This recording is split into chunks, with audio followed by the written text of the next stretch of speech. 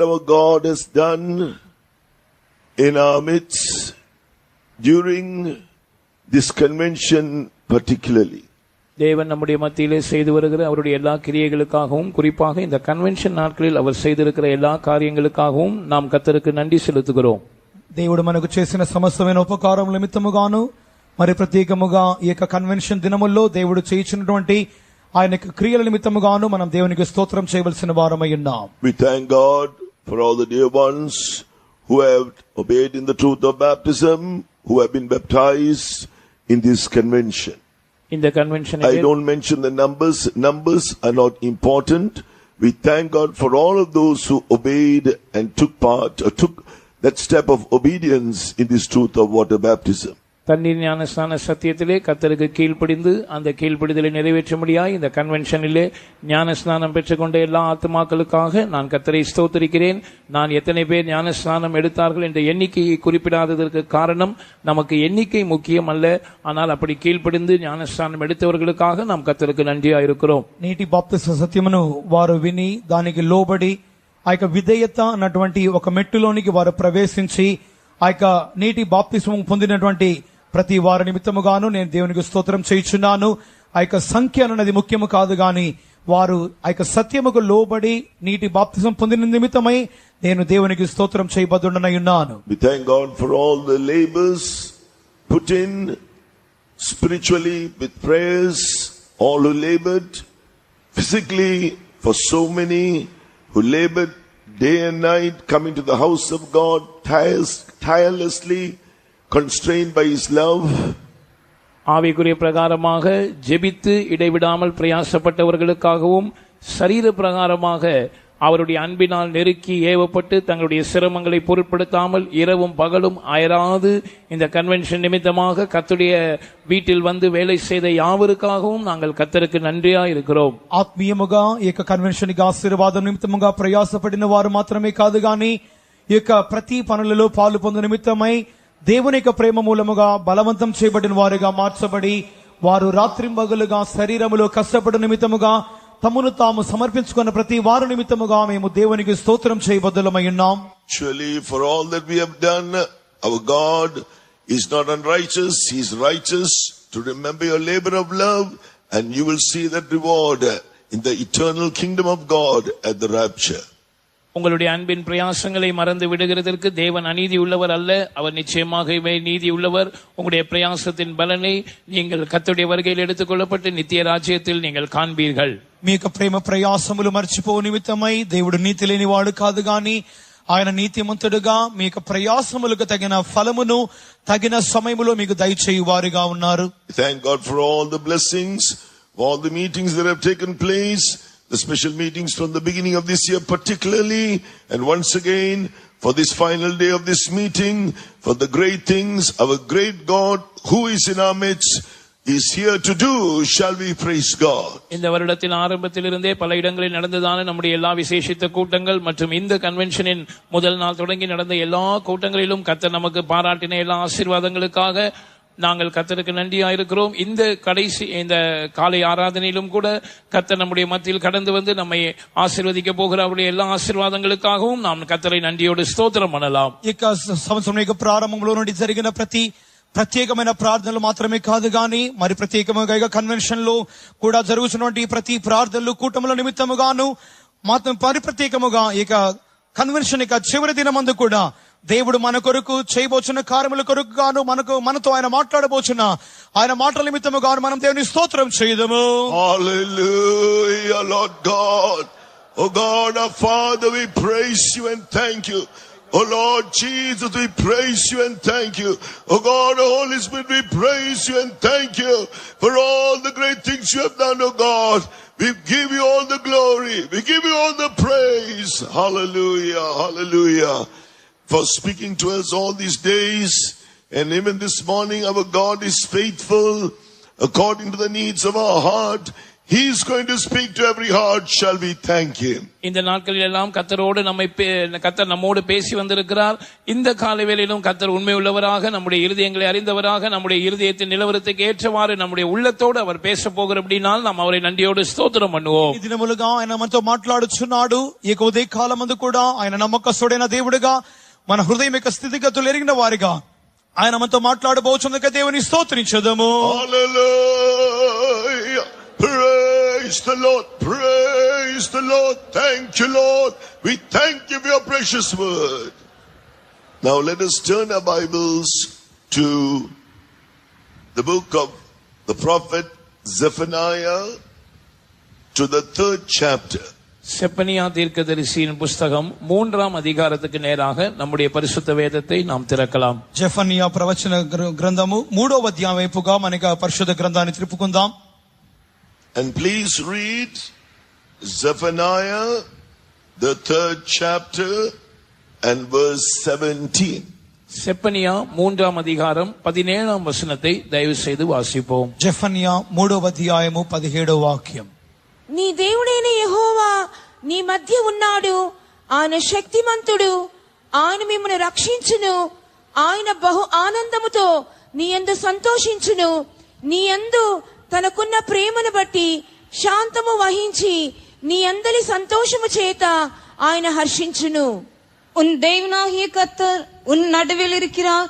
அவர் வல்லமையுள்ளவர். அவர் ரட்சிப்பார். அவர் உன் பெயரில் சந்தோஷமாய் மகிழ்ந்து தம்முடைய அன்பின் நிமித்தம் அமர்ந்திருப்பார். அவர் உன் பேரில் கம்பீரமாய் களி கூறுவார். The Lord thy God in the midst of thee is mighty. He will save. He will rejoice over thee with joy. He will rest in his love. He will joy over thee with singing. Here we read what God is speaking to his people. He speaks of what he will do for them. கர்த்தர் இங்கே தம்முடைய ஜனத்தோடு அவர்களுக்காக என்ன செய்ய போகிறார் என்பதை குறித்து பேசுவதை நாம் இங்கே பார்க்கிறோம். ఇక్కడ దేవుడు తన యొక్క జనాంగం నిమిత్తమై తాను ఏమి చేయబోవును అనే కార్యములు వారితో మాట్లాడుచుండుట చూస్తున్నాం. From these scriptures you will understand from what we're going to read from verse 1 onwards and then verse 18, 19 and 20. They were all people who were being afflicted by the because they were being afflicted. They were those who were driven out, and so they were in different oppressions and captivity. இந்த அதிகாரம் முழுவதுமாக முதலாம் வசனத்திலிருந்து நீங்கள் வாசித்தால், குறிப்பாக 18, 19, 20 ஆகிய வசனங்களை வாசித்தால், இவர்கள் ஒடுக்கப்பட்ட ஜனங்களாய் இருந்தார்கள். பலவிதமான சிறையிருப்பின் கீழ் இருந்தார்கள். இப்படி இவர்களுடைய நிலவரம் மிகவும் நிர்பந்தமாய் இருந்ததை குறித்து நாம் அங்கே வாசிக்கிறோம். ఈ అధ్యాయం యొక్క మొదటి వాక్యం మొదలుకొని 18, 19 వాక్యముల వరకు మనం చదువుచూ ఉండగా వీరు బాధ నొందిన వారు గాను, చెరలో ఉన్న వారు గాను ఇక్కడ మనం చదువుచూ ఉన్నాం. The beginning of the chapter, God addresses all the faults and wrongdoings that are seen in their lives. இந்த அதிகாரத்தின் ஆரம்பத்திலே, in chapter 3, இந்த 3ஆம் அதிகாரத்தின் ஆரம்பத்திலே அவர்களுடைய ஜீவியத்தில் இருக்கிறதான எல்லா தவறுகள் மற்றும் தவறான செய்கைகளை குறித்து தேவன் அவர்களோடு இடைப்படுகிறார். ఇక 3వ అధ్యాయం యొక్క ప్రారంభ వాక్యములోని దేవుడు వారి మధ్యలో ఉన్నటువంటి తప్పైన కార్యములను గూర్చియు తప్పైన క్రియలను గూర్చియు వారితో చెప్పుచున్నాడు. So after giving them all the warnings, then revealing the true state, he comes to the part where he says he will bless them. அவர்களுக்கு எல்லா எச்சரிப்புகளை கொடுத்து அவர்களுடைய உண்மையான நிலவரத்தை குறித்து அவர்களுக்கு உணர்த்தின பிற்பாடு அவர்களை எவ்வாறு ஆசீர்வதிக்க போகிறேன் என்பதை குறித்த வார்த்தைகளை அவர்களோடு தேவன் பேசுகிறார். వారికి చేయవలసిన హెచ్చరికలు చేసి వారికి తప్పులను వారికి గ్రహింపు కలిగించిన తరువాత తాను వారికి ఏమి చేయబోదుననే ఆశీర్వాద కార్యముల గురించి చెప్పుచున్నారు. We will just go through those verses and try to understand what God wants us to understand for our own lives. இந்த வசனங்களை நாம் சுருக்கமாக ஆராய்ந்து இதன் மூலமாக நம்முடைய ஜீவியத்தை குறித்து நாம் என்ன காரியங்களை புரிந்து கொள்ள வேண்டும் என்பதை குறித்து தேவன் எதிர்பார்க்கிறார் என்பதை நாம் சற்று நிதானிக்கலாம். ఈ అధ్యాయములోని కొన్ని వాక్యములు మనం పరిశీలించటం మూలముగా దాని మూలముగా మన జీవితంతో దేవుడు ఏమి మాట్లాడబోతున్నాడనే కార్యములు మనం గ్రహించబోతున్నాం. Here he begins In the 3rd chapter, verse 1, he says, woe to her that is filthy and polluted, to the oppressing city. இடுக்கண் செய்து ஊத்தையும் அழுக்குமாய் இருக்கிற நகரத்துக்கு ஐயோ என்று இந்த 3ஆம் அதிகாரம் முதல் வசனம் ஆரம்பிக்கிறது. 3వ అధ్యాయం మొదటి వాక్యమునందు ముష్కరమైనదియు భ్రష్టమైనదియు అన్యాయం చేయనదియోగు పట్టణమునకు శ్రమ అని చెప్పబడుచున్నది. That means in Isaiah chapter 1 verse 21, the faithful city has become as an harlot. அப்படியானால் உண்மையாய் இருந்ததான நகரம் இப்பொழுது வேசியாய் போய்விட்டது. இதை ஏசாயா 1ஆம் அதிகாரம் 21ஆம் வசனத்திலிருந்தும் நாம் புரிந்து கொள்கிறோம். నమ్మకమైన నగరము వేశ్య అయ్యను అని యెషయా 1:21 వాక్యం చదవటం మూలముగా మనం గ్రహించగలం. It says that in the margin also, it's a gluttonous city. அது ஒரு பெருந்தீனியை விரும்புகிற நகரம் என்று మార్జిన్లో சொல்லப்பட்டிருக்கிறது. అయితే మూల భాషలో చెప్పినప్పుడు అది అధికమైన ఆహారమును కోరునటువంటి నగరం అని చెప్పబడుచున్నది. Gluttonous, they want to seek the flesh and satisfy the lusts of the flesh. அவர்கள் பெருந்தீனிக்காரராக இருந்தார்கள் என்று சொல்லும்போது அவர்கள் மாம்சத்தின் ஆசை இச்சைகளை நிறைவேற்ற விருப்பமுள்ளவர்களாக இருந்தார்கள். తిండిపోతులు అనగా వారు తమ యొక్క శరీర ఆశేచ్ఛలను నెరవేర్చుకున్న వారిగా కనపడుచున్నారని చూపుచున్నది. What does the word of God say in Romans the 13th chapter? ரோமர் 13ஆம் அதிகாரத்தில் கர்த்தருடைய வார்த்தை நமக்கு என்ன சொல்லுகிறது? రోమా పత్రిక 13వ అధ్యాయంలో వాక్యం ఏం చెప్పుచున్నది? From Romans chapter 13 verses 11 to 14, and that knowing the time, that now it is high time to awake out of sleep, for now is our salvation nearer than when we believed. The night is far spent, the day is at hand.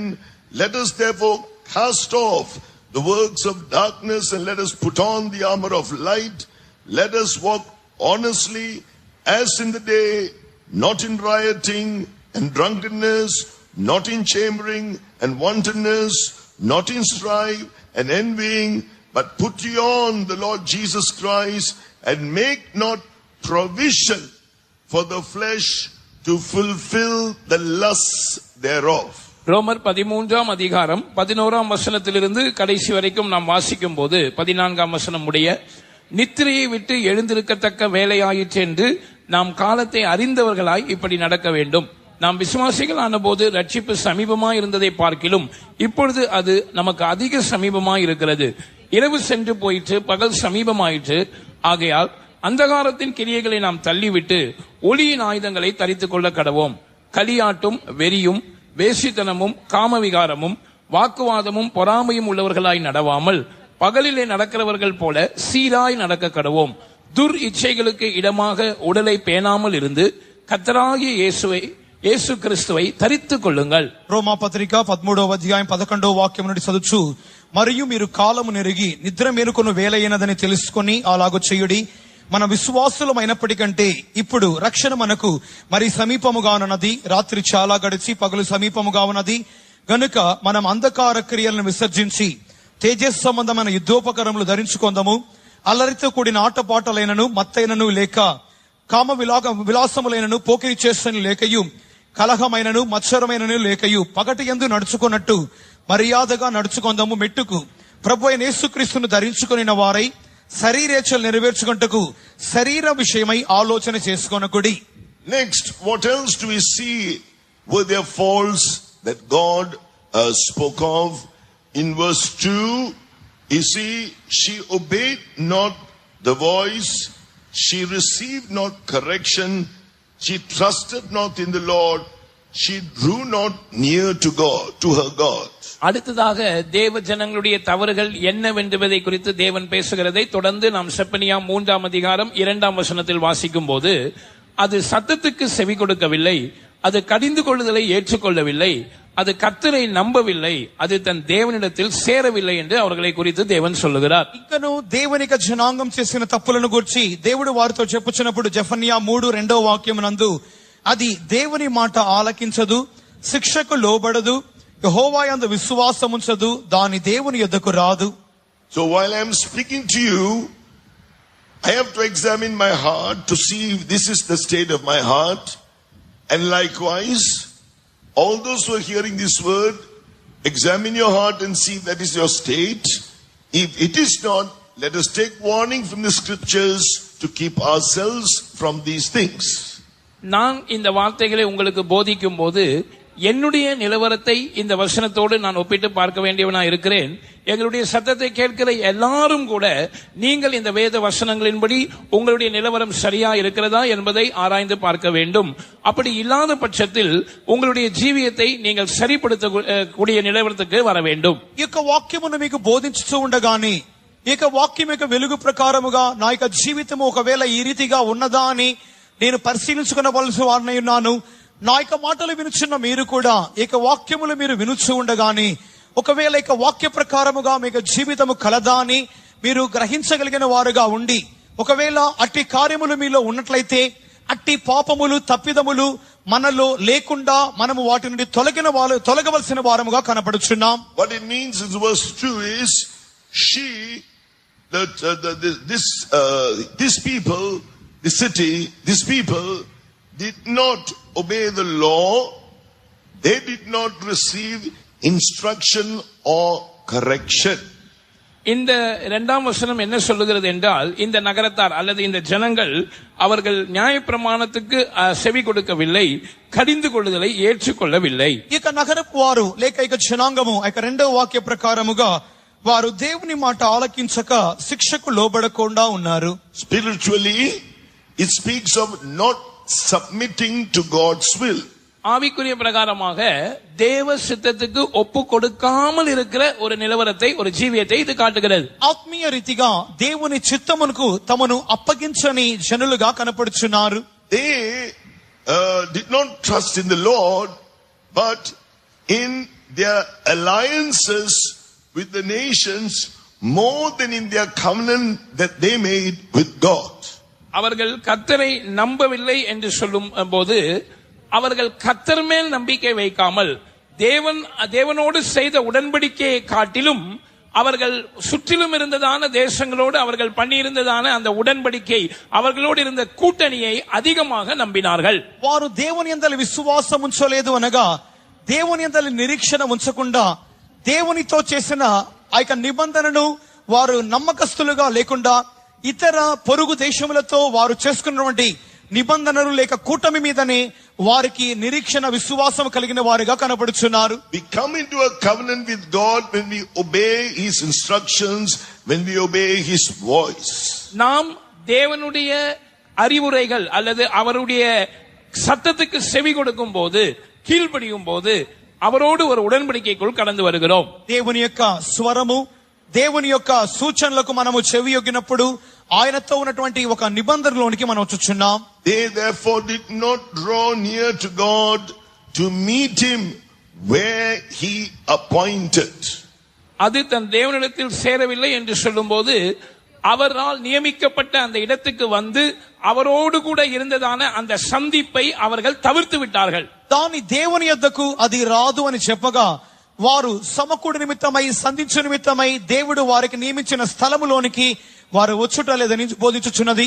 Which is the place that is appointed for us to meet with God, we will see a little later.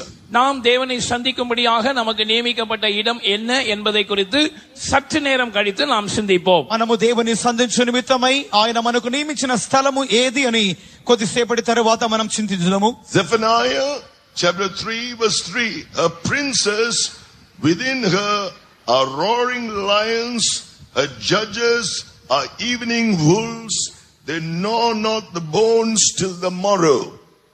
மூன்றாம் வசனம் சொல்லுகிறது, அதற்குள்ளே இருக்கிற அதன் அதிபதிகள் கெர்ச்சிக்கிற சிங்கங்கள், அதன் நியாயாதிபதிகள் சாயங்காலத்தில் புறப்படுகிறதும் விடியற்காலம் மட்டும் ஒரு எலும்பையும் மீதியாக வைக்காததுமான ஓநாய்கள். దాని మధ్య దాని అధిపతులు గర్జన చేయు సింహములు, దాని న్యాయాధిపతులు రాత్రి యందు తిరుగులాడుచు తెల్లవారు వరకు ఎరలో ఏమీయూ మిగలకుండా భక్షించు తోడేలు అని మూడో వాక్యం చెప్పుచున్నది. So these princes, they are supposed to be the rulers. இந்த அதிபதிகள் அவர்கள் ஆளுகை செய்ய வேண்டியவர்கள். అధిపతులు అనగా ఏలుబడి చేయవలసిన వారు. They are like roaring lions, ravenous, barbarous, and they make a prey of all that are about them. They are feared and hated. ஆனால் அவர்களோ கெர்ச்சிக்கிற சிங்கங்களா இருக்கிறார்கள், காட்டு மிராண்டித்தனமாக பட்சிக்கிறவர்களா இருக்கிறார்கள். அவர்களை சுற்றிலும் இருக்கிறதான இரையை மீதியாக வைக்காமல் எல்லாவற்றையும் பட்சித்து போடுகிறவர்களா இருக்கிறார்கள். వారు గర్జన చేయువారుగాను క్రూరమైన వారుగాను వారి చుట్టూ ఉన్నటువంటి ప్రతి కార్యములను వారు మిగలకుండా భక్షించువారుగాను కనబడుచున్నారు. They use their power for destruction, not for edification. அவர்களுக்கு கொடுக்கப்பட்டிருந்ததான அதிகாரத்தை அழிவுக்காக பயன்படுத்தினார்களே தவிர பக்தி விருத்தி அடைவதற்காக பயன்படுத்தவில்லை. వారికి ఇవ్వబడిన అధికారమును వారు నాశనము హేతువుగా ప్రయోజనపరిచినారే కానీ క్షేమాభివృద్ధిని కలిగించలేకపోయిరి. They are judges. They should be protectors of injured, innocent people. அவர்களுடைய நியாயாதிபதிகள் காயப்பட்ட అప్పావియాన జనంగలై కాక వేండియవర్గల్ పాదుగాక వేండియవర్గల్. న్యాయాధిపతులు వారు అమాయకులైన గాయపడిన వారిని కాపాడవలసిన వారై ఉన్నారు. But they are seen as evening wolves, greedy, cruel, covetous, taking delight in cruelty. ஆனால் அவர்களோ சாயங்காலத்தில் புறப்படுகிற ஓநாய்களாக, பேராசை உள்ளவர்களாக, கொடூரம் உள்ளவர்களாக, பொருளாசை உள்ளவர்களாக, அவர்கள் పొల్లాపిల్ కలిగూరుகிறவர்களாக இருக்கிறார்கள். కానీ వారైతే సాయంకాలమందు బయలుదేరు తోడేళ్లుగాను, క్రూరమైన వారుగాను, దురాశ కలిగిన వారుగాను, దుష్టత్వములో సంతోషించే వారుగాను కనపడుచున్నారు. Then it says in verse 4, her prophets are light and treacherous persons. Her priests have polluted the sanctuary. They have done violence to the law. Zephaniah 3ஆம் அதிகாரம் 4ஆம் வசனம் சொல்லுகிறது, அதன் தீர்க்கதரிசிகள் வீண் பெருமையும் வஞ்சகமும் உள்ளவர்கள், அதன் ஆசாரியர்கள் பரிசுத்த ஸ்தலத்தை பரிசுத்த குலைச்சலாக்கி వేదத்துக்கு అన్యాయం செய்தார்கள். 4వ వాక్యమునందు దాని ప్రవక్తలు గప్పాలు కొట్టువారు, విశ్వాసఘాతకులు, దాని యాజకులు ధర్మశాస్త్రము నిరాకరించి ప్రతిష్ఠిత వస్తువులను అపవిత్రపరుతురు. The prophets, they pretend to be special messengers from heaven, but they are those in whom none could put their confidence. இவர்கள் பரலோகத்திலிருந்து வந்ததான விசேஷித்த தூதுவர்கள் என்று தங்களை காட்டிக் கொண்டாலும் யாரும் தங்களுடைய நம்பிக்கையை அவர்கள் மேல் உண்மையாய் வைக்க கூடாத அளவுக்கு அவர்கள் இருந்தார்கள். వారైతే వారు పరలోకంలో నుండి వారికి ఒక ప్రత్యేక సందేశం వచ్చిన విధముగానే తమను చూపించుకొందరు, కానీ వారి యొక్క మాటలు విన్న ఎవరు కూడా వారి మీద నమ్మకము ఉంచలేని స్థితిలో వారు కనబడుచున్నారు. And what about their priests? The priests who are teachers by office, as it says in Malachi chapter 2 verse 7, for the priest's lips should keep knowledge, that they should seek the law at his mouth, for he is the messenger of the Lord of hosts. ஆசாரியர்களை பற்றிய விஷயம் என்ன? இவர்களுடைய உத்தியோகம் போதிக்கிற உத்தியோகமா இருக்கிறது. எனவேதான் மல்கியா 2ஆம் அதிகாரம் 7ஆம் வசனத்திலே நாம் இப்படி வாசிக்கிறோம், ஆசாரியனுடைய உதடுகள் அறிவை காக்க வேண்டும், வேதத்தை அவன் வாயிலே தேடுவார்களே, அவன் సేనகளுடைய కర్తரின் தூதன். యాజకుల యొక్క కార్యం ఏమిటి? వారు బోధించు వారిగా కనపడుచున్నారు. మలాకి 2వ అధ్యాయం 7వ వాక్యమునందు యాజకులు సైన్యములకు అధిపతి యెహోవా దూతలు గనుక జనులు వారి నోట ధర్మశాస్త్ర విధులను నేర్చుకొందురు, వారు జ్ఞానమును బట్టి బోధింపవలెను. They had the charge of the holy things, but they were false to their trust and betrayed it. அவர்கள் பரிசுத்த ஸ்தலத்தின் பொருட்களை காக்கிறவர்களா இருந்தார்கள். ஆனால் அவர்கள் நம்பிக்கைக்கு உகந்தவர்களாக இல்லாமல் நம்பிக்கை துரோகம் செய்தார்கள். వారికైతే పరిశుద్ధమైన ప్రతిష్ఠిత వస్తువులను గుర్చిన బాధ్యత ఇవ్వబడినది. వారైతే అట్టి కార్యములో నమ్మకస్తులుగా కాక విశ్వాసఘాతకులుగా మార్చబడిరి. They were to preserve the purity of the sanctuary, but they did pollute it, like Hophni and Phinehas, the two sons of Eli. அவர்கள் பரிசுத்த ஸ்தலத்தை பரிசுத்தமாய் காக்க வேண்டியவர்கள், ஆனால் அவர்களே இந்த பரிசுத்த ஸ்தலத்தை பரிசுத்த குலைச்சலாக்கினார்கள். ஏலியின் 2 குமாரராகிய ஓப்னியும் பினெகாசும் செய்தது போல பரிசுத்த ஸ்தலத்தை పరిశుద్ధ కులైచలాకినాர்கள். పరిశుద్ధ స్థలమును పవిత్రముగా కాపాడవలసిన వారిగా కనబడిన వారే వారి యొక్క పరిశుద్ధతను చెడగొట్టుకున్న వారిగా ఏలీ కుమారులైనటువంటి హోప్ని ఫినెహాసు వలె వారు మార్చబడి ఉండిరి.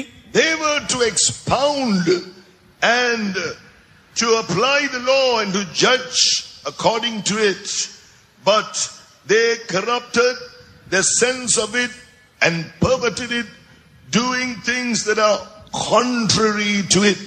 அவர்கள் நியாயப்பிரமாணத்தை போதிக்க வேண்டியவர்கள், நியாயப்பிரமாணத்தை காக்க வேண்டியவர்கள், நியாயப்பிரமாணத்தின்படி ஜனங்களை நடத்த வேண்டியவர்கள். ஆனால் அவர்கள் அதற்கு மாறாக நடந்ததும் அல்லாமல் அவர்கள் ஜனங்களும் அந்த நியாயப்பிரமாணத்துக்கு மாறாக நடக்கிறதுக்கு ஏதுவாக இருந்தார்கள். వారు ధర్మశాస్త్రమును బోధింపవలసిన వారు, ధర్మశాస్త్రమును కాపాడవలసిన వారు, ధర్మశాస్త్ర ప్రకారము నడుచుకున్న నిమిత్తమై జనులను వారు నడిపించే వారిగా ఉండి ఉన్నారు. కానీ వారైతే వారు ధర్మశాస్త్రంకు విరోధముగానే క్రియ చేయవారిగా కనబడిండిరి. But who is the God in their midst? Who is the God in our midst?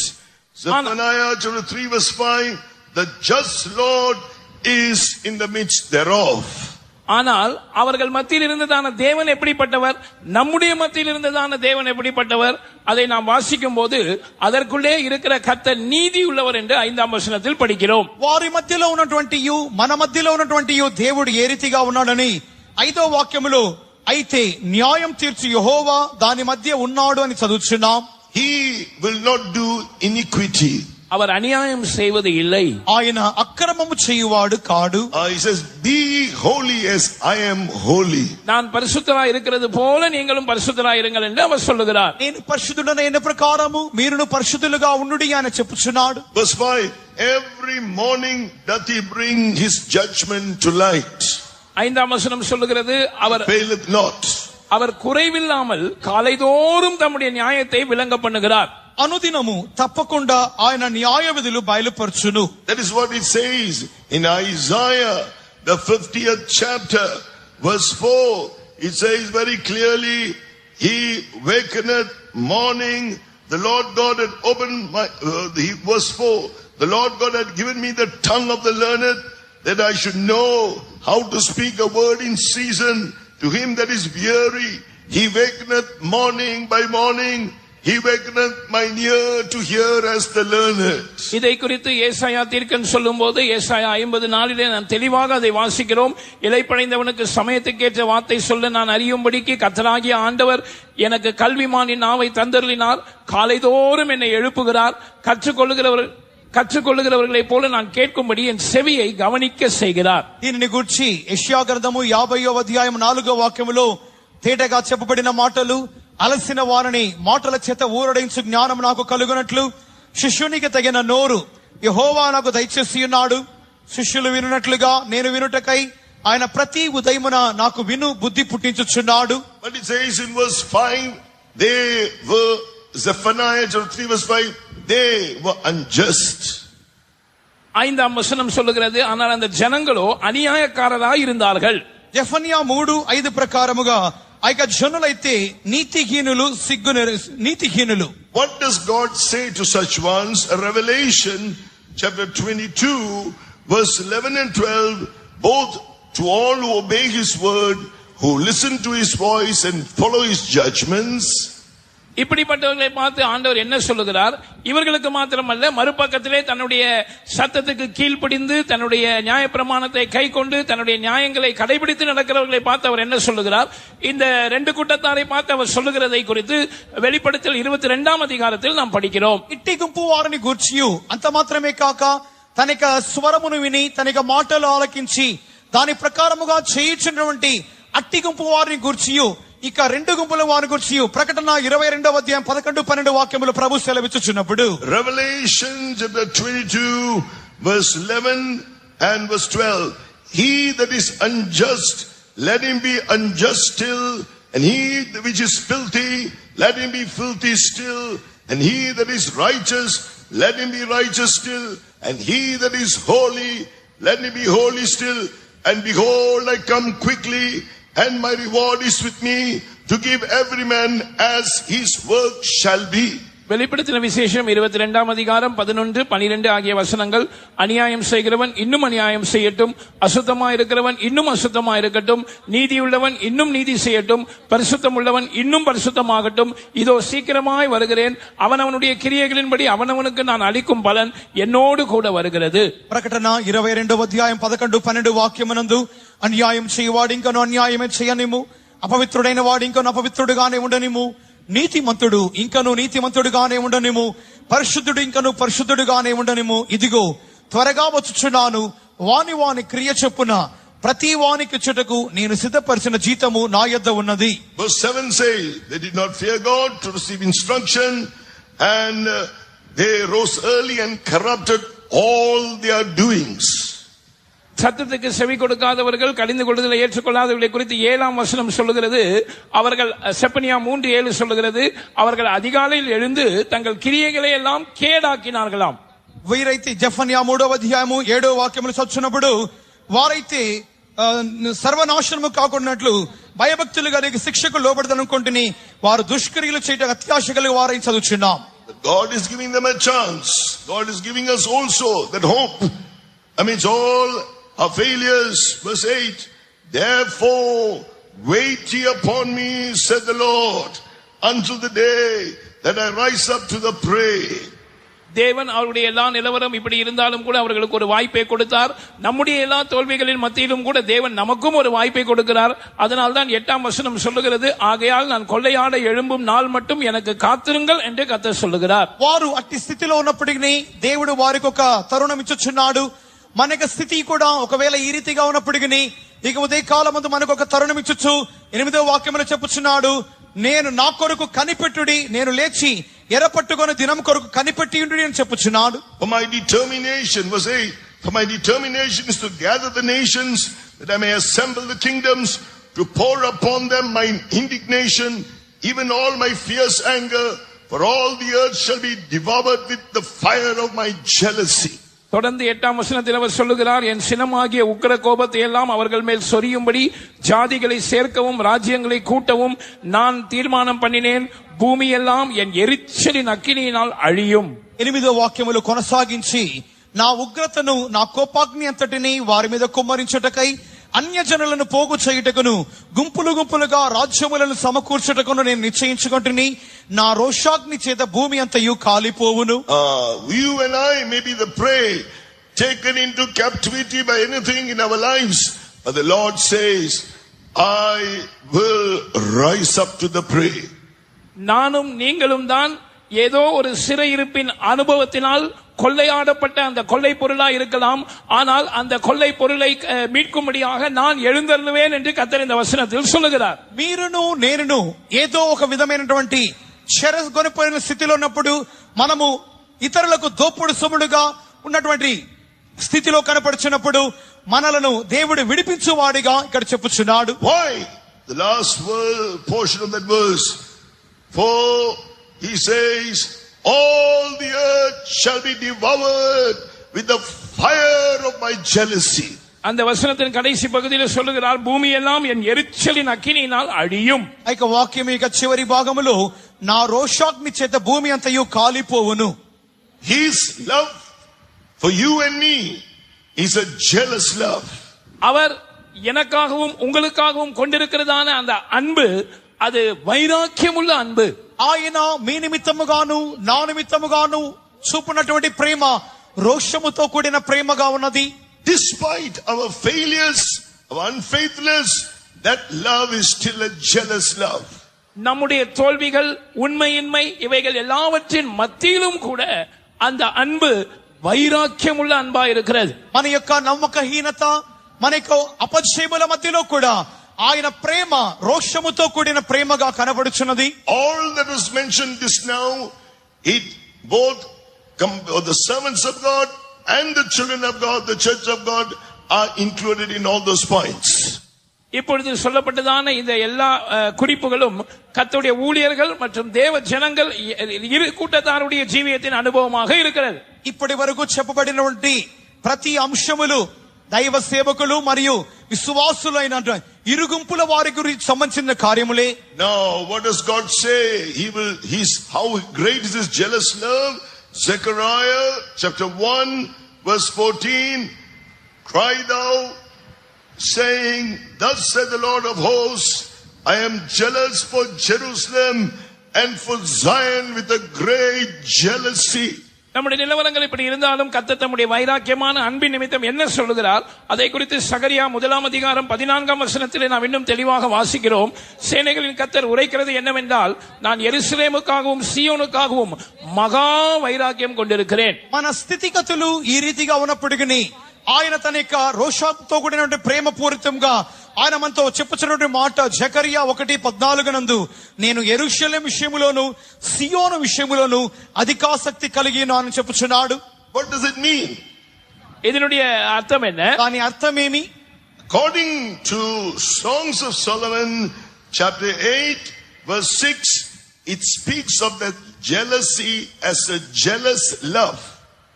உன்னத பாட்டு 8:6 அந்த வைராக்கியம் அவருடைய நேச வைராக்கியம் என்று அந்த வசனம் நமக்கு சொல்லுகிறது. పరమగీతము 8:6 నందు ఆ యొక్క ప్రేమనది ఈర్ష్య లేక మత్సరముతో కూడినటువంటి ప్రేమగా కనపడుచున్నది. It says it is love is strong as death.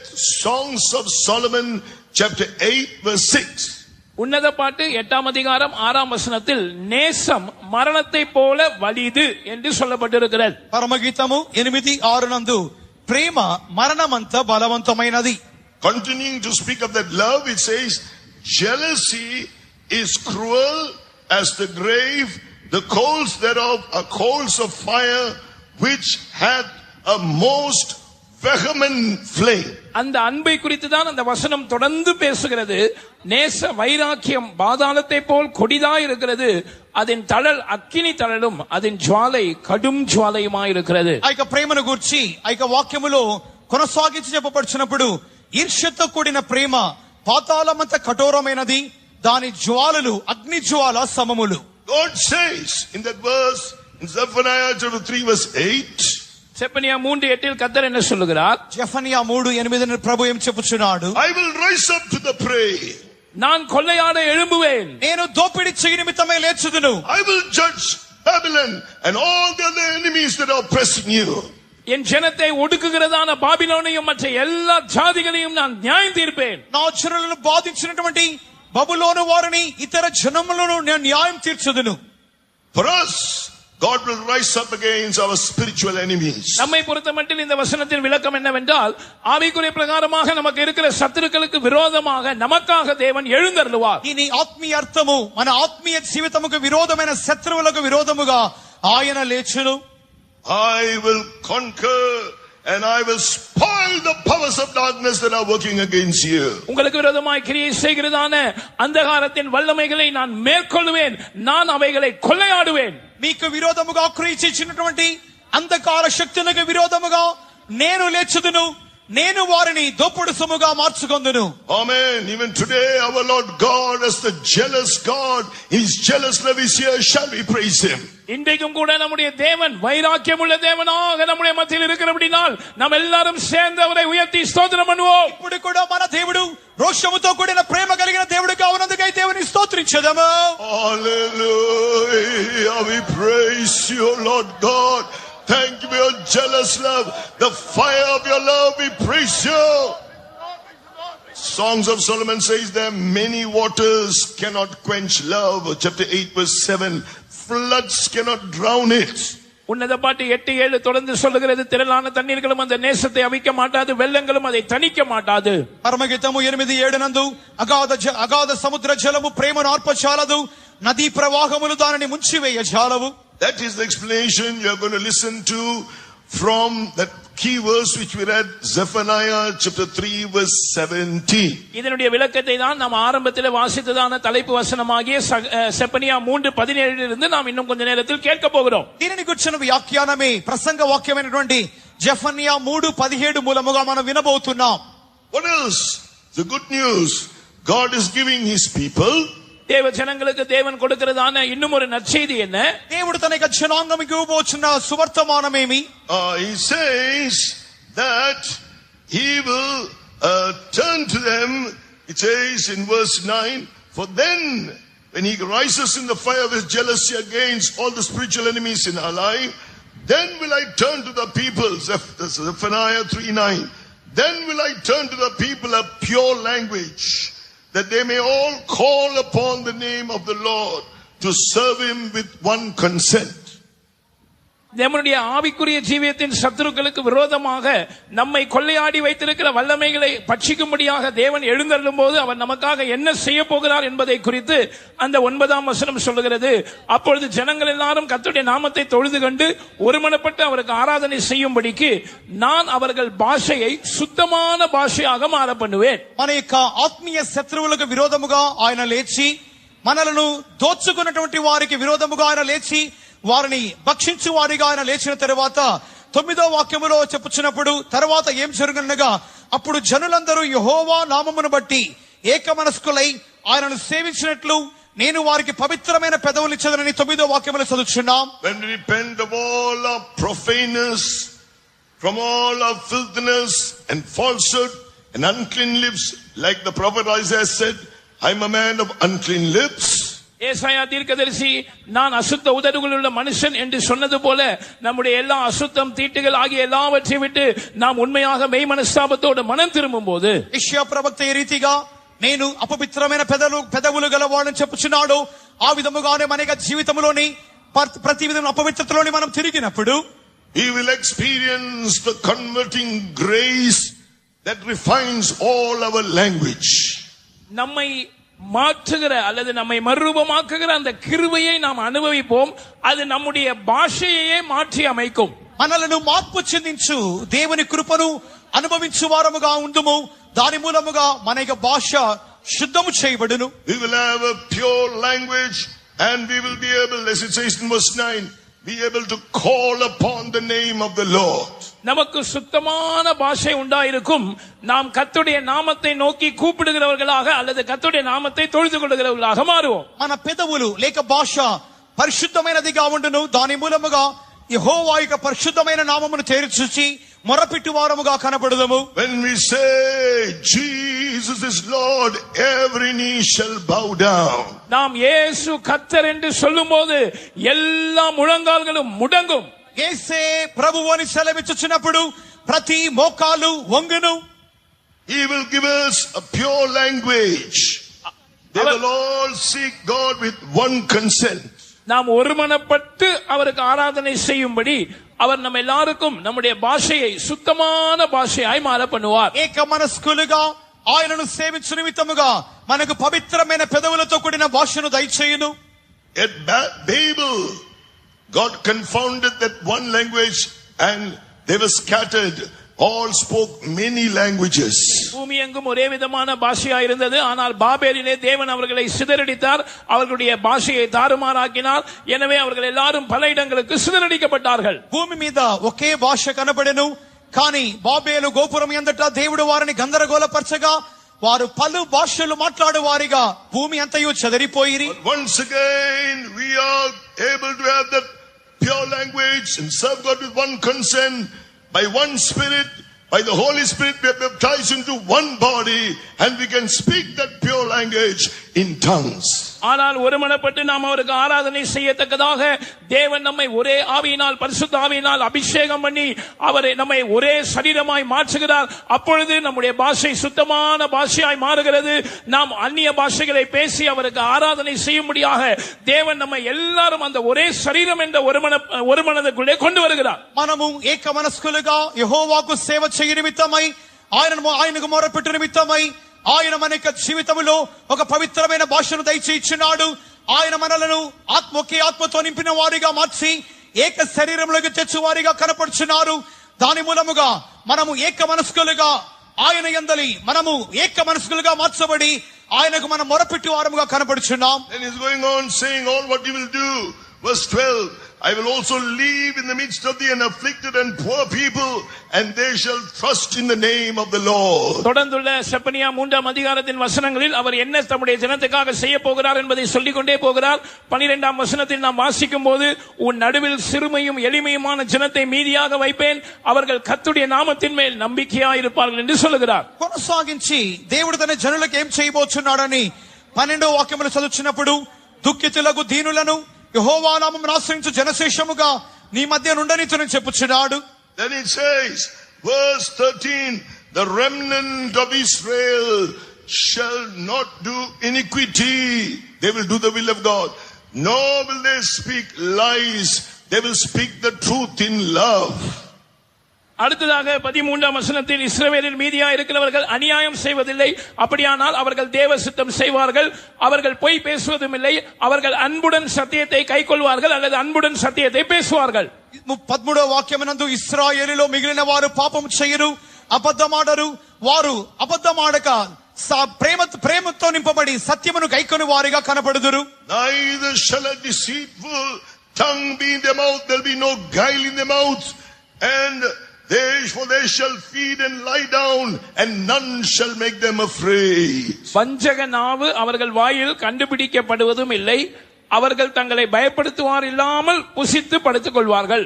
కపటములాడు నాలుక వారి నోట నుండదు, వారు ఎవరి భయము లేకుండా విశ్రాంతి గల వారై అన్నపానములు పుచ్చుకొందురు. Then he goes on to say, verse 14, sing, O daughter of Zion, shout, O Israel, be glad and rejoice with all the heart, O daughter of Jerusalem. Speaking about the servants of God, Zion, and the church, Jerusalem.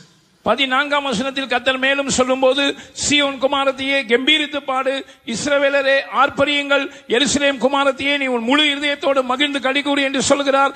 இங்கே சீயோன் குமாரத்தி என்று தம்முடைய ஊழியர்களை குறித்தும், எருசலேம் குமாரத்தியே என்று தேவனுடைய சபையை குறித்தும் தேவன் சொல்லுகிறார். 14వ వాక్యములో, సియోను నివాసులారా ఉత్సాహ ధ్వని చేయుడి, ఇశ్రాయేలీయులారా జయధ్వని చేయుడి, యెరూషలేము నివాసులారా పూర్ణ హృదయంతో సంతోషించి గంతులు వేడి చెప్పుచున్నప్పుడు, ఇక్కడ సియోను చెప్పగా తన యొక్క దైవ సేవకులను గూర్చి, యెరూషలేము కుమార్తెలారా అనగా తన యొక్క సంఘమును గూర్చి ఆయన చెప్పుచున్నాడు.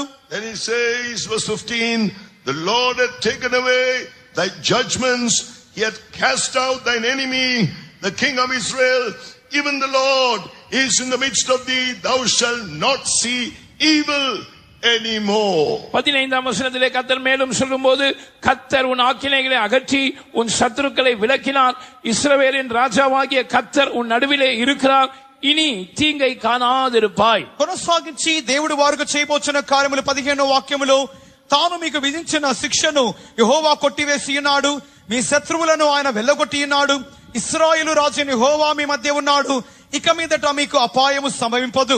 He says in verse 16, fear not. He says, and to Jerusalem and to Zion, let not your hands be slack. In another place he says, lift up the hands that hang down. Let it give praise to God. Let it work for God. 16ஆம் வசனத்திலே எருசலேமையும் சீயோனையும் பார்த்து பயப்படாதே என்றும், சீயோனை பார்த்து உன் கைகளை தளர விடாதே என்றும் சொல்லப்படும். இதை நாம் வேறொரு இடத்தில் வாசிக்கும் போது, நெகிழ்ந்த கைகளை நீங்கள் திடப்படுத்துங்கள் என்று திரும்ப நிமிர்த்துங்கள் என்று சொல்லப்பட்டிருக்கிறது. அதாவது உங்களுடைய கைகளை உயர்த்தி தேவனுக்கு அவரை உயர்த்துகிற துதிகளை செலுத்துங்கள் என்பது அதனுடைய அர்த்தமாயிருக்கிறது. கர்த்தருக்காக உங்களுடைய கைகளை கொண்டு நீங்கள் கிரியை செய்யுங்கள்.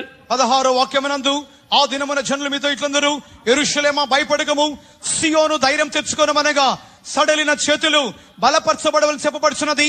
ఇంకొక స్థలం చెప్పబడుచున్నప్పుడు, సడలిన చేతులను మీరు చేతులు పైకెత్తి విధముగా మీరు బలపరచుకొని చెప్పబడుచున్నది. అనగా ఆ యొక్క చేతులతో మనం క్రియ చేయవలసిన వారముగా ఉన్నాము. That's what it says in Hebrews chapter 12 verse 12, lift up the hands that hang down and the feeble knees. இதைதான் எபிரேயர் 12:12 நாம் வாசிக்கிறோம். ஆகினாலே நெகிழ்ந்த கைகளையும் தளர்ந்த முழங்கால்களையும் நீங்கள் திரும்ப நிமிர்த்துங்கள். ఎబ్రీలు 12:12 నందు, కాబట్టి వడలిన చేతులను సడలిన మోకాలను బలపరచుడి.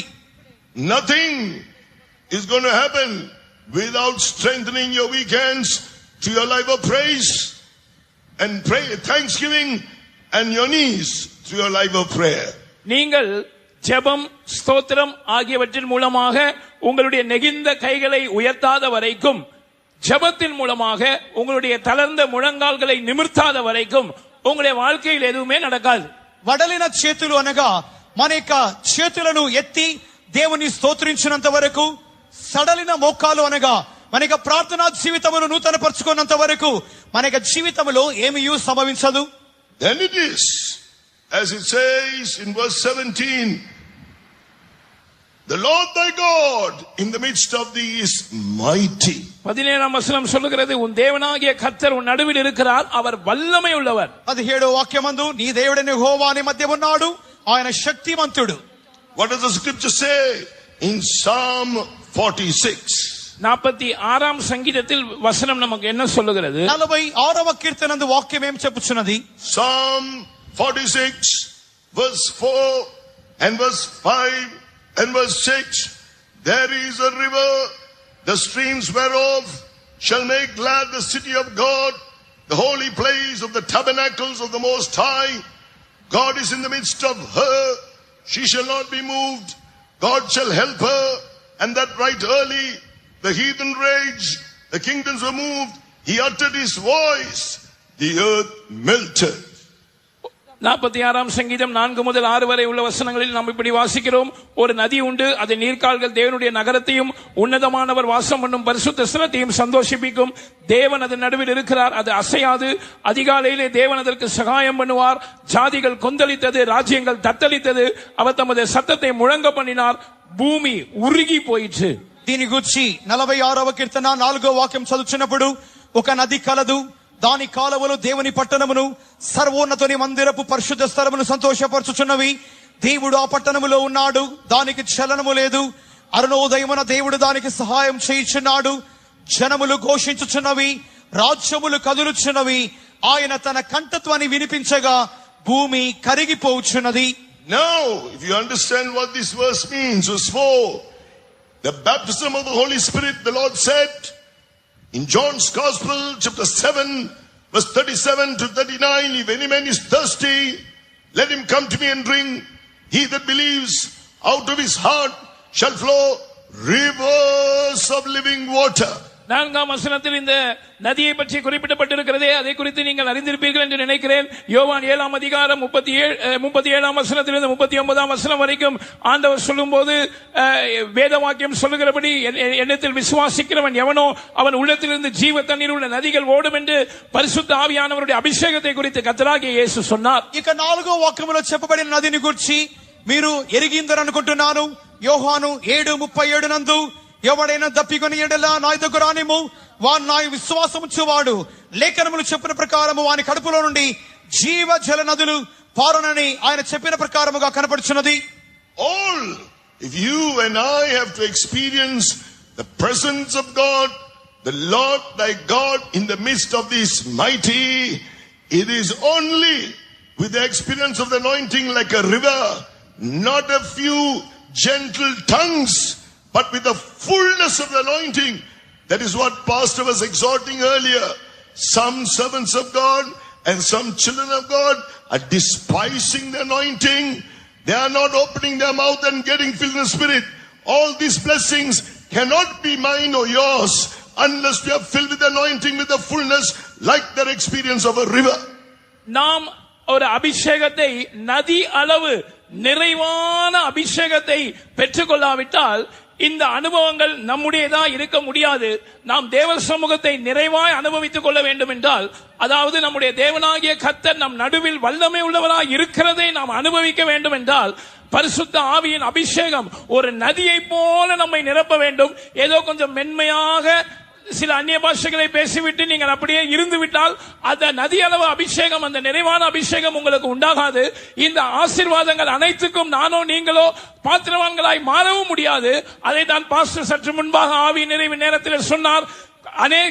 சில கர்த்தருடைய ஊழியர்களும் சில தேவனுடைய ஜனங்களும் அவர்கள் అభిషేకத்தை అలక్ష్యం பண்ணுகிறார்கள். ఇక నది యొక్క అనుభవమును గురించి చెప్పుచున్నప్పుడు, యెహోవా దాని మధ్య ఉన్నాడు, ఆయన శక్తిమంతుడు అని చెప్పగా, ఆయనకి శక్తివంతమైనటువంటి దేవుని యొక్క ప్రసన్నతను అనుభవించిన నిమిత్తముగాను, ఆయన యొక్క మేలులు అనుభవించిన నిమిత్తముగాను, ఆ యొక్క నది వంటి శక్తివంతమైన నిండైన అభిషేకముగా మనం చోటిచ్చు వారముగా కనబడాలి.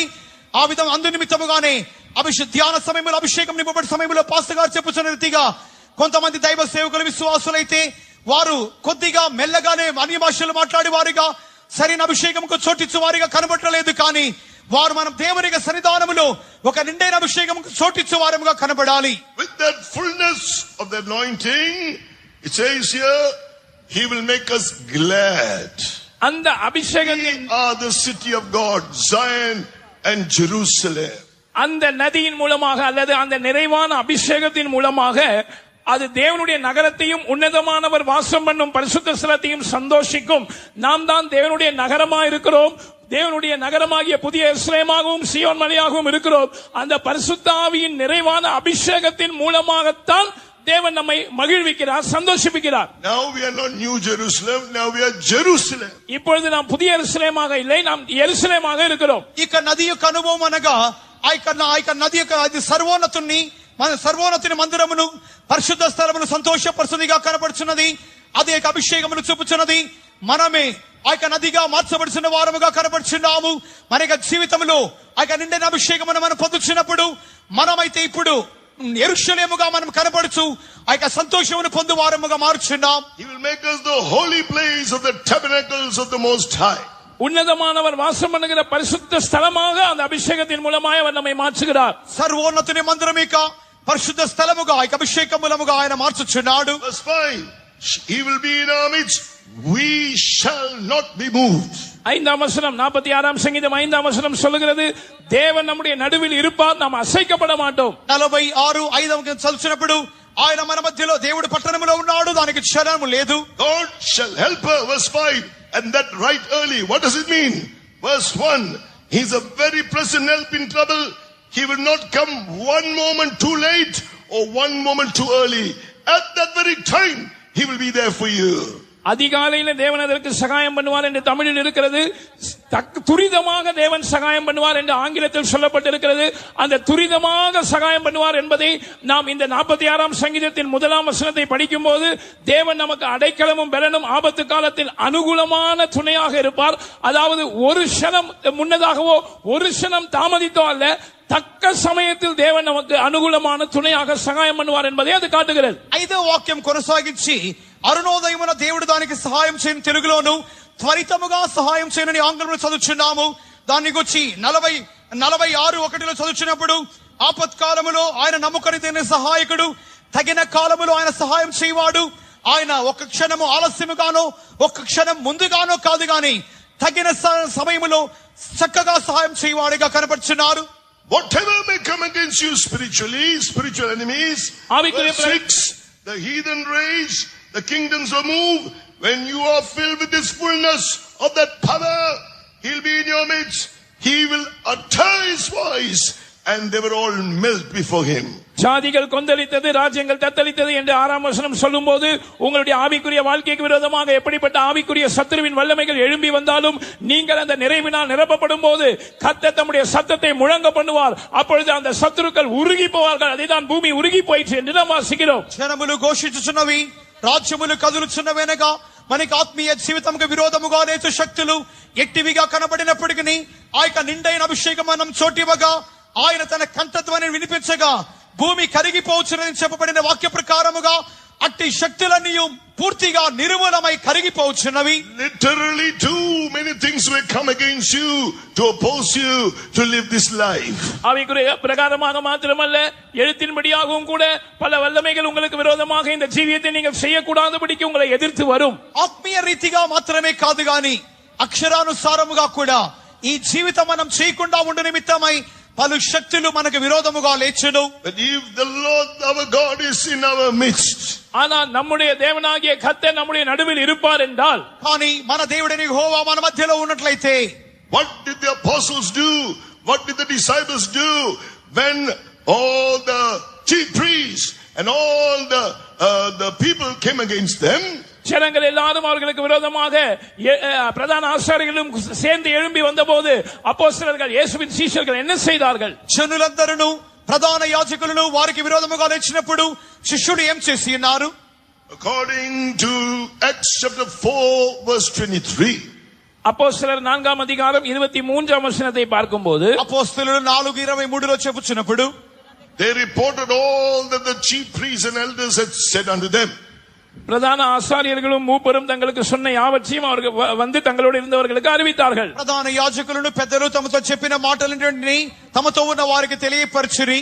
Verse 24, they lifted their voice to God with one accord and prayed. They strengthened their knees.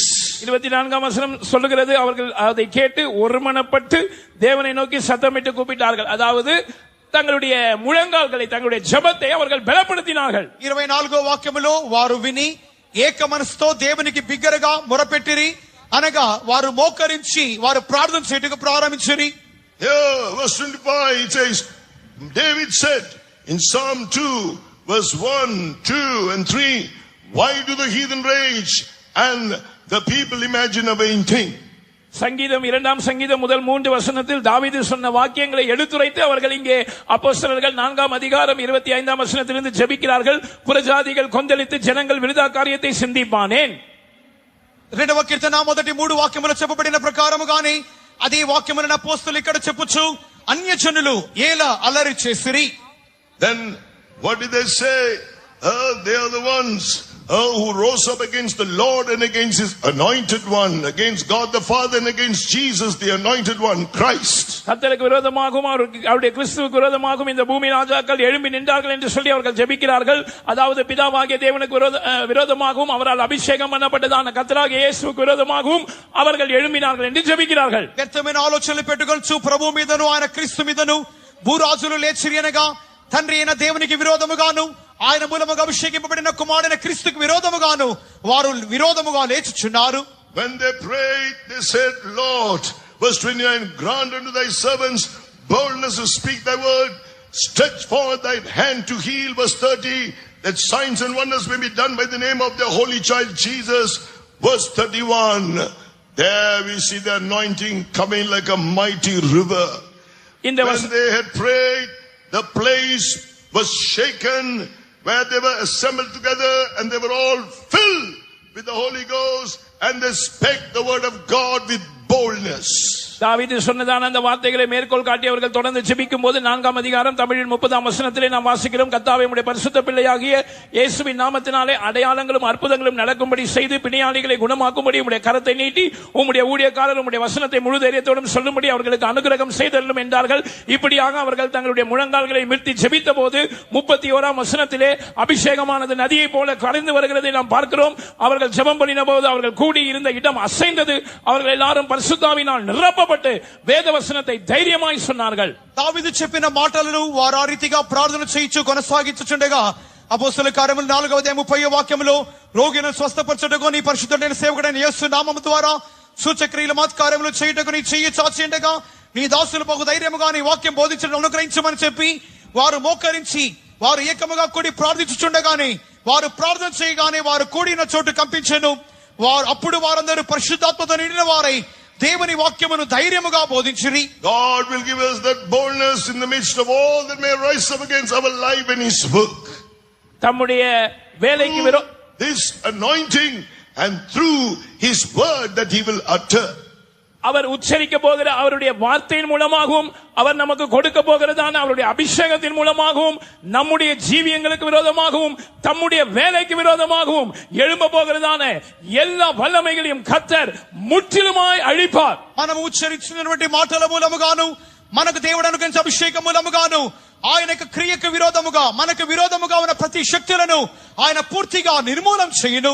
When will the Lord be in our midst? கர்த்தர் எப்பொழுது நம்முடைய நடுவில் இருப்பார்? యెహోవా ఎప్పుడు మన మధ్యలో ఉండును. Deuteronomy chapter 23 verse 14.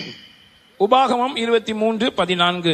ద్వితీయోపదేశకాండము 23:14. For the Lord thy God walketh in the midst of thy camp to deliver thee and to give out thy enemies before thee. Therefore shall thy camp be holy, that he see no unclean thing in thee and turn away from thee. உபாகமம் 23:14 இப்படி சொல்லுகிறது, உன் தேவனாகிய கர்த்தர் உன்னை ரட்சிக்கவும் உன் சத்துருக்களை உனக்கு ஒப்பு கொடுக்கவும் உன் பாளையத்துக்குள்ளே உலாவிக் கொண்டிருக்கிறார். ஆகையால் அவர் உன்னிடத்தில் அசுசியான காரியத்தை கண்டு உன்னை விட்டு விலகி போகாதபடிக்கு உன் பாளையம் சுத்தமா இருக்க கடவது. ద్వితీయోపదేశకాండం 23:14 నందు నీ దేవుడైన యెహోవాను విడిపించుటకును నీ శత్రువుల్ని నీకు అప్పగించుటకును నీ పాలెములో సంచరించుచుండును గనుక ఆయన నీలో అసహ్యమైన దేనినైనా చూచి నిన్ను విడువకుండానట్లు నీ పాలెం పరిశుద్ధముగా ఉండవలెను. When will he be in our midst? அவர் எப்பொழுது நம்முடைய மத்தியில் இருப்பார்? ఆయన ఎప్పుడు మన మధ్యలో ఉండును. Where is it that we should meet with him? நாம் அவரை சந்திக்கும்படி அவர் நமக்கு நியமித்திருக்கிற இடம் என்ன? ఆయనను సంధించు నిమిత్తమై ఆయన మనకు నియమించిన స్థలమేమి? Exodus chapter 29 verse 42. யாத்திராகமம் 29ஆம் அதிகாரம் 42ஆம் வசனம். నిర్గమకాండము 29:42. This shall be a continual burnt offering throughout your generations at the door of the tabernacle of the congregation before the Lord, where I will meet you to speak there unto you. உன்னுடனே பேசும்படி நான் உங்களை சந்திக்கும் இடமாயிருக்கிற ஆசரிப்பு கூடாரத்தினுடைய வாசலாகிய கர்த்தருடைய சந்நிதியிலே என்று நாம் வாசிக்கிறோம். యెహోవా సన్నిధిని సాక్ష్యపు గుడారం యొక్క ద్వారమునొద్ద మీ తరతరములకు నిత్యముగా అర్పించు దహనబలి నీతో మాట్లాడుటకు నేను అక్కడికి వచ్చి మిమ్మల్ని కలుసుకొందును. We go on reading verse 43 and 44. There I will meet with thee, the children of Israel, and the tabernacle shall be sanctified by my glory, and I will sanctify the tabernacle of the congregation and the altar. I will sanctify also both Aaron and his sons to minister unto me in the priest's office, and I will dwell among the children of Israel and will be their God, and they shall know that I am the Lord their God that brought them forth out of the land of Egypt, that I may dwell among them. I am the Lord their God. 43ஆம் வசனத்திலிருந்து தொடர்ந்து அதை பற்றி கர்த்தர் சொல்லுகிறார். அங்கே இஸ்ரவேல் புத்திரரை சந்திப்பேன், அந்த ஸ்தலம் என்னுடைய மகிமையினால் பரிசுத்தமாக்கப்படும். ஆசரிப்பு கூடாரத்தையும் பலிபீடத்தையும் நான் பரிசுத்தமாக்குவேன். எனக்கு ஆசாரிய ஊழியம் செய்யும்படிக்கு ஆரோனையும் அவன் குமாரரையும் பரிசுத்தப்படுத்தி இஸ்ரவேல் புத்திரரின் நடுவே நான் வாசம் பண்ணி அவர்களுக்கு தேவனாயிருப்பேன். தங்கள் நடுவே நான் வாசம் பண்ணும்படி தங்களை எகிப்து தேசத்திலிருந்து புறப்பட பண்ணின தங்கள் தேவனாகிய கர்த்தர் என்று அவர்கள் அறிவார்கள். நானே அவர்கள் தேவனாகிய கர்த்தர். 43వ వాక్యములో నుండి అక్కడికి వచ్చి ఇశ్రాయేలును కలుసుకొందును, అది నా మహిమ వల్ల పరిశుద్ధపరచబడును. నేను సాక్ష్యపు గుడారమును బలిపీఠమును పరిశుద్ధపరచెదను. వారు నాకు యాజకులగునట్లు అహరోను అతని కుమారులు పరిశుద్ధపరచెదను. నేను ఇశ్రాయేలుల మధ్య నివసించి వారికి దేవుడనయ్యుందును. కావున నేను వారి మధ్య నివసించినట్లు ఐగుప్తు దేశంలో నుండి వారిని వెలుపలికి రప్పించిన తన దేవుడైన యెహోవాను నేనని వారు తెలుసుకొందురు. నేను వారి దేవుడైన యెహోవానని ప్రభు సెలవిచ్చుచున్నాడు. Where I will meet with you, the tabernacle where Aaron and his sons are anointed to minister unto me. நான் உங்களை எங்கே சந்திப்பேன் என்பதை இங்கே the priest's office. இங்கே தெளிவாக சொல்லுகிறார். நான் ஆசரிப்பு கூடாரத்தில் ஆரோனும் அவனுடைய குமாரனும் அபிஷேகம் பண்ணப்பட்டு பரிசுத்தமாக்கப்பட்டவர்களாக ஆசாரிய ஊழியம் செய்கிறதான அந்த ஆசரிப்பு கூடாரத்தில் நான் உங்களை சந்திப்பேன் என்று கர்த்தர் அந்த இடத்தை குறித்து சொல்லுகிறார். నేను ఎక్కడ మిమ్మల్ని కలుసుకొందునని దేవుడు తేటగా సెలవిచ్చుచున్నప్పుడు, ఎక్కడైతే సాక్ష్యపు గుడారము కనపడుచున్నదో, ఎక్కడైతే అహరోనును అతని కుమారులను యాజకులుగా యాజకత్వము సేవ చేయ నిమిత్తమై నా మూలముగా అభిషేకింపబడి ఉన్నారో అక్కడ ఆ గుడారం మీద మిమ్మల్ని కలుసుకుందని ప్రభు చెబుతున్నాడు. Now that Old Testament priesthood has been replaced by the New Testament priesthood, the Levitical priesthood, where people could not attain that perfection has been replaced. The ministry under the order of Aaron has been replaced. Now Jesus is the high priest after the new order, the priesthood after the order of Melchizedek in this New Testament. பழைய ஏற்பாட்டில் லேவிய முறைமையின்படியான ஆசாரியத்துவ ஊழியம் இருந்தது. ஆரோனுடைய முறைமையின்படியான அந்த ஊழியம் ஒரு மனிதனையும் பூர்ணப்படுத்த கூடாமல் இருந்தபடியினால் இப்பொழுது இந்த புதிய ஏற்பாட்டு காலத்திலே அந்த ஆரோனின் முறைமை, அந்த லேவிய ஆசாரியத்துவம் மாற்றப்பட்டு இப்பொழுது இயேசு கிறிஸ்து அவர் மெல்கிசேதேக்கின் முறைமையை நமக்காய் ஸ்தாபித்து மெல்கிசேதேக்கின் முறைமையின்படியாக நம்முடைய பிரதான ஆசாரியராக இயேசு இருக்கிறார். పాత నిబంధన కాలములో లేవీల ప్రకారమైన యాజకత్వమును, అహరోను క్రమ ప్రకారమైన యాజకత్వమును కనబడెను. కానీ దాని మూలముగా ఎట్టి మనుషులను సంపూర్ణ స్థితి పొందని వాడిగా కనబడుచున్నది వలన ఆయన దానిని తీసివేసి నూతన నిబంధన కాలములో ప్రభువైన యేసుక్రీస్తు మూలముగా మెల్కీసెదెకు క్రమ ప్రకారమైనటువంటి యాజకత్వమును దయచేసి దాని మూలముగా ఆయన మన సంపూర్ణ స్థితిని అందించుచున్నాడు. It's there. The tabernacle shall be sanctified by my glory. It's in the midst of such servants of God, after the apostolic ministers, after the order of Melchizedek, in the church of God, in the apostles' fellowship, the Lord is doing that work of sanctifying us by His glory. அந்த ஸ்தலம், அதாவது அந்த ஆசரிப்பு கூடாரம் என்னுடைய மகிமையினால் பரிசுத்தமாக்கப்படும் என்று கர்த்தர் சொல்லுகிறார். ஆசாரிய ஊழியர்கள் புதிய ஏற்பாட்டிலே மெல்கிசேதேக்கின் முறைமையின்படி இருக்கிறதான பிரதிஷ்டை பண்ணப்பட்டதான அப்போஸ்தல ஊழியர்களும் அவருடைய உபதேசமும் இருக்கிறதான தேவ சபையிலே வைத்து அதை தம்முடைய மகிமையினால் கர்த்தர் நம்மை பரிசுத்தமாக்குகிறார். నా మహిమ చేత ఆ యొక్క గుడారమును పరిశుద్ధపరచుదునని దేవుడు సెలవిచ్చుచుండగా, నూతన నిబంధన కాలంలో ఆ యొక్క మెల్కీసెదెకు కర్మ ప్రకారమైనటువంటి యాజకులు, దైవ సేవకులు ఎక్కడైతే ఉన్నారో, ఎవరైతే తమ నాయక ఉపదేశముకు తమను సమర్పించుకొనిచున్నారో, అట్టి వారి మధ్యలో నేను వారిని పరిశుద్ధపరచుదునని సెలవిచ్చుచున్నాడు. Like the Aaron and the sons, the priests, they offered the burnt offering, they offered the meat offering, which signifies doing the will of God. They offered all the different offerings. That speaks of how God is sanctifying us through His blood, sanctifying us to the power of the word of truth, sanctifying us to the power of the Holy Spirit in the midst of this apostolic fellowship, and as we partake of the apostolic doctrines. எப்படி பழைய ஏற்பாட்டிலே அந்த ஆசரிப்பு கூடாரத்தில் தேவன் ஜனங்களை சந்தித்து அவர்களை பரிசுத்தமாக்கினாரோ, அங்கே ஆரோனும் அவனுடைய குமாரரும் ஆசாரிய ஊழியம் செய்யும்படி பரிசுத்தம் பண்ணப்பட்டிருந்தார்கள். அவர்கள் கர்த்தருக்கு சர்வாங்க தகன பலியை செலுத்தி வந்தார்கள், அவர்கள் போஜன பலியை செலுத்தி வந்தார்கள். அது தேவ சித்தம் செய்வதற்கு அடையாளமாக இருக்கிறது என்று நாம் அறிந்திருக்கிறோம். மாத்திரமல்ல, பல்வேறு பலிகளையும் அவர்கள் செலுத்தி வந்தார்கள். அதே போல இந்த புதிய ஏற்பாட்டு காலத்திலே மெல்கிசேதேக்கின் முறைமையின்படியான ஊழியம் ஸ்தாபிக்கப்பட்டிருக்கிறது. பிரதிஷ்டை பண்ணப்பட்டதான அப்போஸ்தல ஊழியர்களை கர்த்தர் வைத்திருக்கிறார். அவர்களோடு ஐக்கியமாயிருந்து அவர்களுடைய உபதேசத்தை கேட்டு அதை கைக்கொள்ளுகிற ஜனங்களை தம்முடைய இரத்தத்தினால தேவன் பரிசுத்தமாக்குகிறார். தம்முடைய சத்திய வார்த்தையின் வல்லமையினால் அவர்களை பரிசுத்தமாக்குகிறார். தம்முடைய பரிசுத்தாவின் அபிஷேகத்தின் மூலமாக அவர்களை பரிசுத்தமாக்குகிறார். పాత నిబంధన కాలంలో ఏ రీతిగా ఆ యొక్క సాక్ష్యపు గుడారమును దేవుడు నియమించి, అక్కడ అహరోనును అతని కుమారులను యాజకులుగా నియమించి, వారి పరిచర్య మూలముగా దేవుడు తన మహిమను బయలుపరిచి, వారు చెల్లించినటువంటి దహన బలి మూలముగా, అనగా ఆ యొక్క పలు విధమైన బలులు చెల్లించడం మూలముగా వారిని పరిశుద్ధపరిచినాడు. నూతన నిబంధన కాలంలో కూడా మెల్కీసెదెకు కర్మ ప్రకారం నుండి యాజకత్వం మూలముగా ఆ యొక్క దహన బలి చెల్లించడానికి దేవుని చిత్తము చేయటం మూలముగా దేవుడు తమ మనల్ని పరిశుద్ధపరచువాడిగా, దేవుని చిత్తం మూలముగా మనం పరిశుద్ధపరచబడుచున్నాము.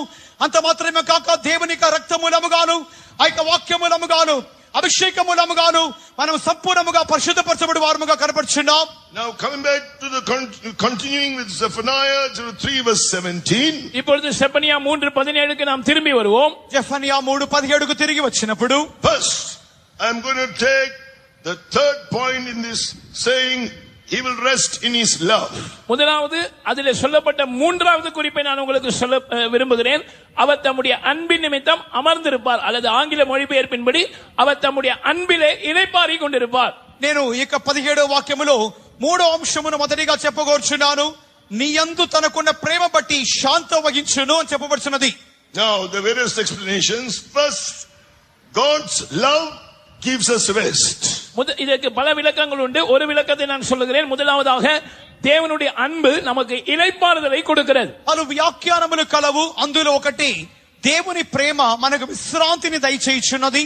That means God's love means, in other words, no other love can give us rest. Not man's love, God's love. தேவனுடைய அன்பு நமக்கு இளைப்பாறுதலை கொடுக்கிறது என்று சொல்லும்போது, வேறு எதுவும் நமக்கு இளைப்பாறுதலை கொடுக்க முடியாது. அதாவது வேறு எந்த அன்பும், எந்த மனுஷனுடைய அன்பும் நமக்கு இளைப்பாறுதலை கொடுக்க முடியாது. தேவனுடைய அன்பு மட்டுமே நமக்கு இளைப்பாறுதலை கொடுக்க முடியும். దేవుని ప్రేమ మనకు విశ్రాంతినిచ్చుచున్నది అనగా, వేరే ఇతర ఏ ప్రేమల మూలముగాను మనము నెమ్మది విశ్రాంతిని పొందలేము. కానీ దేవుని ప్రేమ మూలముగా మాత్రమే మనం విశ్రాంతి పొందువారమై ఉన్నాము. When that love fills us, God rests in that love in our heart. அந்த அன்பு நம்முடைய உள்ளத்தை நிரப்பும் போது, நம்முடைய உள்ளத்தில் வாசமா இருக்கிற அந்த அன்பிலே அல்லது நமக்குள்ளே தேவன் இளைப்பாறுவார். ఆయన ఆ యొక్క ప్రేమను మనలో దయచేయుచుండగా, మనలో ఉన్నటువంటి ఆ యొక్క ప్రేమలో, ఆ యొక్క హృదయములో ఆయన నివాసం చేయవాడుగా, లేక నెమ్మది పొందువాడుగా కనపడుచున్నారు. That's another way. The Lord our God in the midst of us is mighty. நம்முடைய தேவனாகிய கர்த்தர் நம் நடுவில் இருக்கிறார், அவர் வல்லமை உள்ளவர் என்று சொல்வதினுடைய இன்னொரு விளக்கமாகவும் இதை எடுத்துக்கொள்ளலாம். నీ దేవుడైన యెహోవా నీ మధ్య ఉన్నాడు, ఆయన శక్తిమంతుడు అని చెప్పినటువంటి ఆ యొక్క మాటకు ఇది వ్యాఖ్యానముగా తీసుకోవచ్చును. What does it say? Psalm 50 verse 1. 50ஆம் சங்கீதம் முதல் வசனம் என்ன சொல்லுகிறது? 50వ కీర్తన మొదటి వాక్యమునందు 1 and 2, the mighty God, even the Lord, had spoken and called the earth from the rising of the sun unto the going down thereof, out of Zion, the perfection of beauty, God had shined. வல்லமையுள்ள தேவனாகிய கர்த்தர் வசனித்து சூரியன் உதிக்கும் திசை தொடங்கி அது அஸ்தமிக்கும் திசை வரைக்கும் உள்ள பூமியை கூப்பிடுகிறார். பூர்ண வடிவுள்ள சீயோனிலிருந்து தேவன் பிரகாசிக்கிறார் என்று 50ஆம் சங்கீதம் முதல் 2 వచనங்களிலே படிக்கிறோம். 50వ కీర్తన మొదటి 2 వాక్యములో శక్తివంతుడైన దేవాది దేవుడైన యెహోవా ఆజ్ఞయించుచున్నాడు. తూర్పు దిక్కు మొదలుకొని పడమటి దిక్కు వరకు భూనివాసులమ్మని ఆయన పిలుచుచున్నాడు. పరిపూర్ణ సౌందర్యం గల సియోనులోని దేవుడు ప్రకాశించుచున్నాడు. Those who are called to serve God, you may be weak, but if you are living in this love, the mighty God, even the Lord, is in your midst.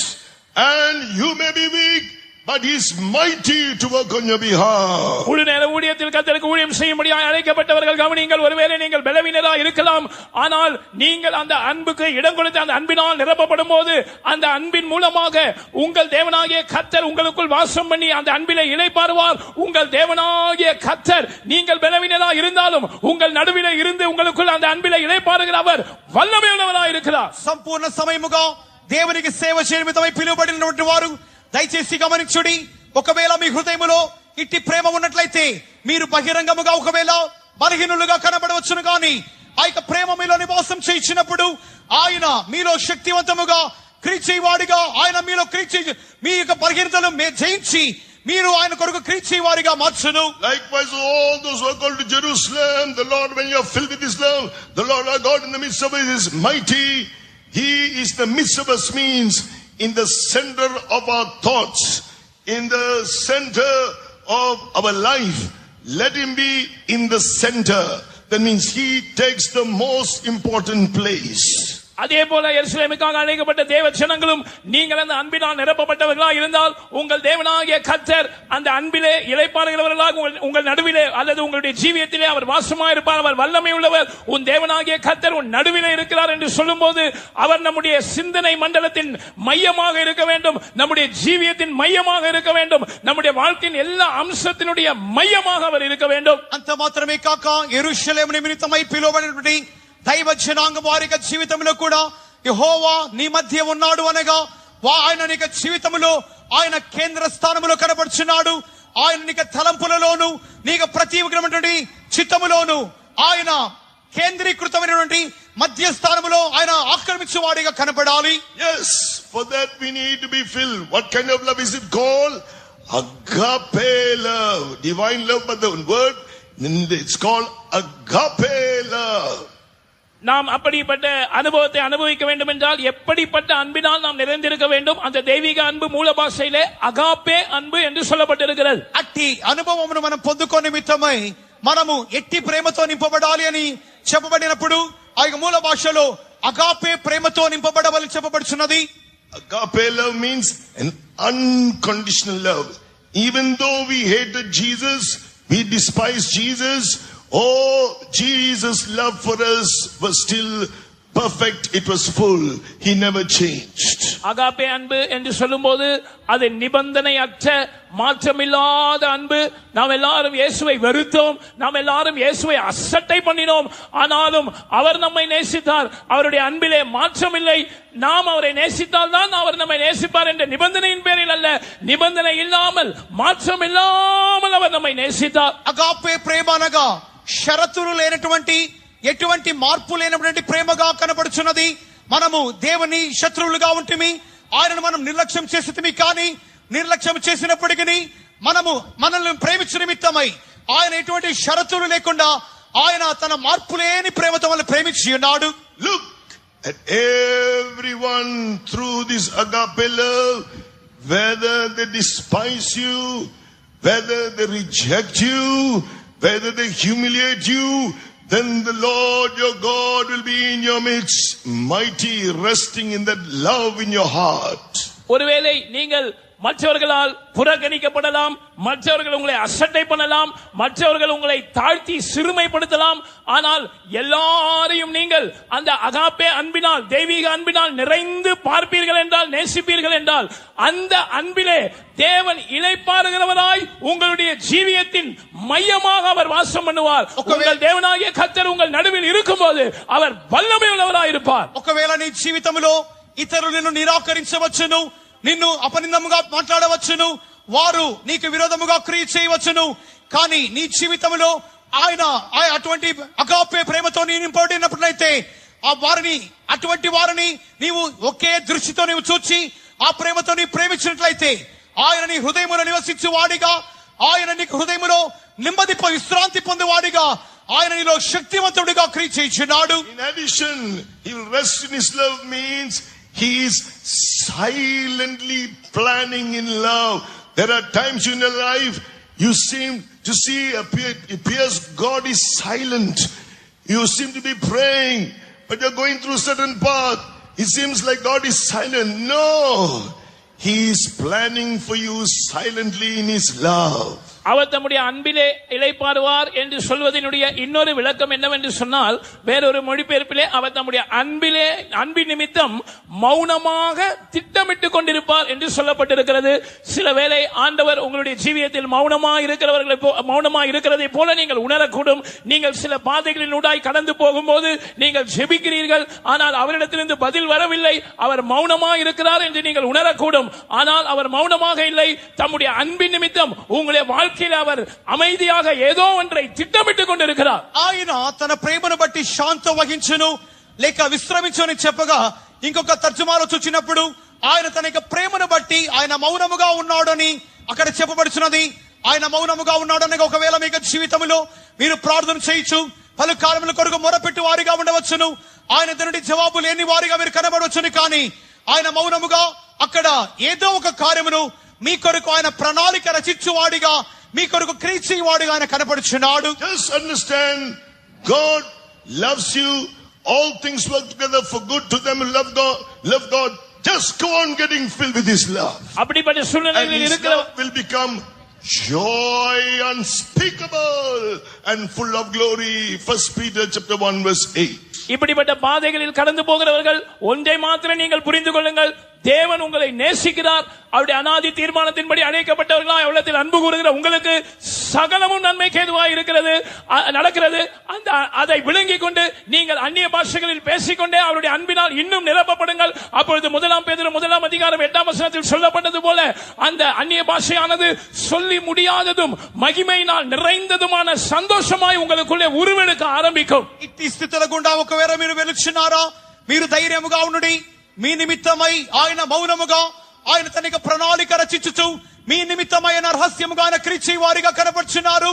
ఇట్టి ధైర్యము మీలో ఉన్నట్లయితే 1 పేతురు 1వ అధ్యాయం 8వ వాక్యం చెప్పబడినట్టుగా చెప్పన సత్యము కాని మహిమాయుక్తమైన సంతోషమును మీరు పొందిన నిమిత్తముగా మీరు అత్యధికమైన అన్య భాషలు మాట్లాడు వారిగా అత్యధికమైన సంతోషముతో నింపబడుడి. That's when he will be pleased with you. That's what is mentioned. He will joy over you with singing. இந்த அனுபவத்துக்குள் நீங்கள் கடந்து வந்தால் அவர் உங்கள் பேரில் பிரியமாய் இருப்பார். அதைதான் அவர் உங்கள் பேரில் கம்பீரமாய் களி கூறுவார் என்று அந்த வசனம் சொல்லுகிறது. ஆங்கில மொழிபெயர்ப்பின்படி கம்பீரமாய் களி கூறுவார் என்றால் உங்கள் பேரில் அவர் பாட்டு பாடி சந்தோஷப்படுவாராம். కొనసాగించినప్పుడు ఆయన నీ అందున ప్రేమ, నీ అందరి సంతోషముతో ఆయన హర్షించునని చెప్పగా ఆయన ఆర్భాట శబ్దముతో ఆయన సంతోషించును. ఆంగ్ల తర్జుమా ప్రకారముగా ఆయన నీ అందరి హర్షముతో పాట పాడు అని చెప్పబడుచున్నది. Then what will the Lord do for you? அடுத்ததாக கர்த்தர் உங்களுக்காக என்ன செய்வார்? తరువాతదిగా దేవుడు నీకేం చెయ్యును? Zephaniah chapter 3 verse 19 says, behold, at that time I will undo all that afflict thee, I will save her that halted and gather her that was driven out, and I will give them praise and fame in every land where they have been put to shame. Zephaniah 3:19 கர்த்தர் சொல்லுகிறார், இதோ அக்காலத்திலே உன்னை சிறுமைப்படுத்தின யாவரையும் தண்டிப்பேன், நொண்டியானவனை ரட்சித்து தள்ளுண்டவனை சேர்த்துக் கொள்வேன், அவர்கள் வெட்கம் அனுபவித்த சகல தேசங்களிலும் அவர்களுக்கு புகழ்ச்சியும் கீர்த்தியும் உண்டாக செய்வேன். జెఫన్యా 3:19 నందు ఆ కాలమున నిన్ను హింస పెట్టు వారందరిని శిక్షించును, కుంటుచు నడుచు వారిని రక్షించును, చెదరగొట్టబడిన వారిని సమకూర్చుదును. ఏ ఏ దేశములో వారు అవమానం నొందిరో అక్కడ నేను వారిని ఖ్యాతిని మంచి పేరును కలుగజేసేదను. Oh, in Micah chapter 4 verse 7 it says, I will make her that halteth a remnant, and her that was cast far off a strong nation, and the Lord shall reign over them in Mount Zion from henceforth even forever. மீகா 4:7 கூட நாம் இப்படி வாசிக்கிறோம், நொண்டியானவனை மீதியான ஜனமாகவும் தூரமாய் தள்ளுண்டு போனவனை பலத்த ஜாதியாகவும் வைப்பேன். அவர்கள் பேரில் கர்த்தர் சீயோன் பர்வதத்தில் இது முதல் என்றென்றைக்கும் ராஜாவாயிருப்பார். మీకా 4:7 కుంటి వారిని శేషముగాను దూరమునకు వెళ్ళగొట్టబడిన వారిని బలమైన జనముగాను నేను చేతును. యెహోవా సియోను కొండయందు ఇప్పటి నుండి శాశ్వత కాలం వరకు వారికి రాజుగా ఉండును. That means he says he will save you to the uttermost. He is able to save us to the uttermost that come unto God by him, seeing he ever lives as the high priest to intercede for us, to bring us to the uttermost salvation, that perfect salvation. இது எதை காட்டுகிறது என்றால், அவர் நம்மை முற்றும் முடிய ரட்சிக்க வல்லமை உள்ளவராய் இருக்கிறார்.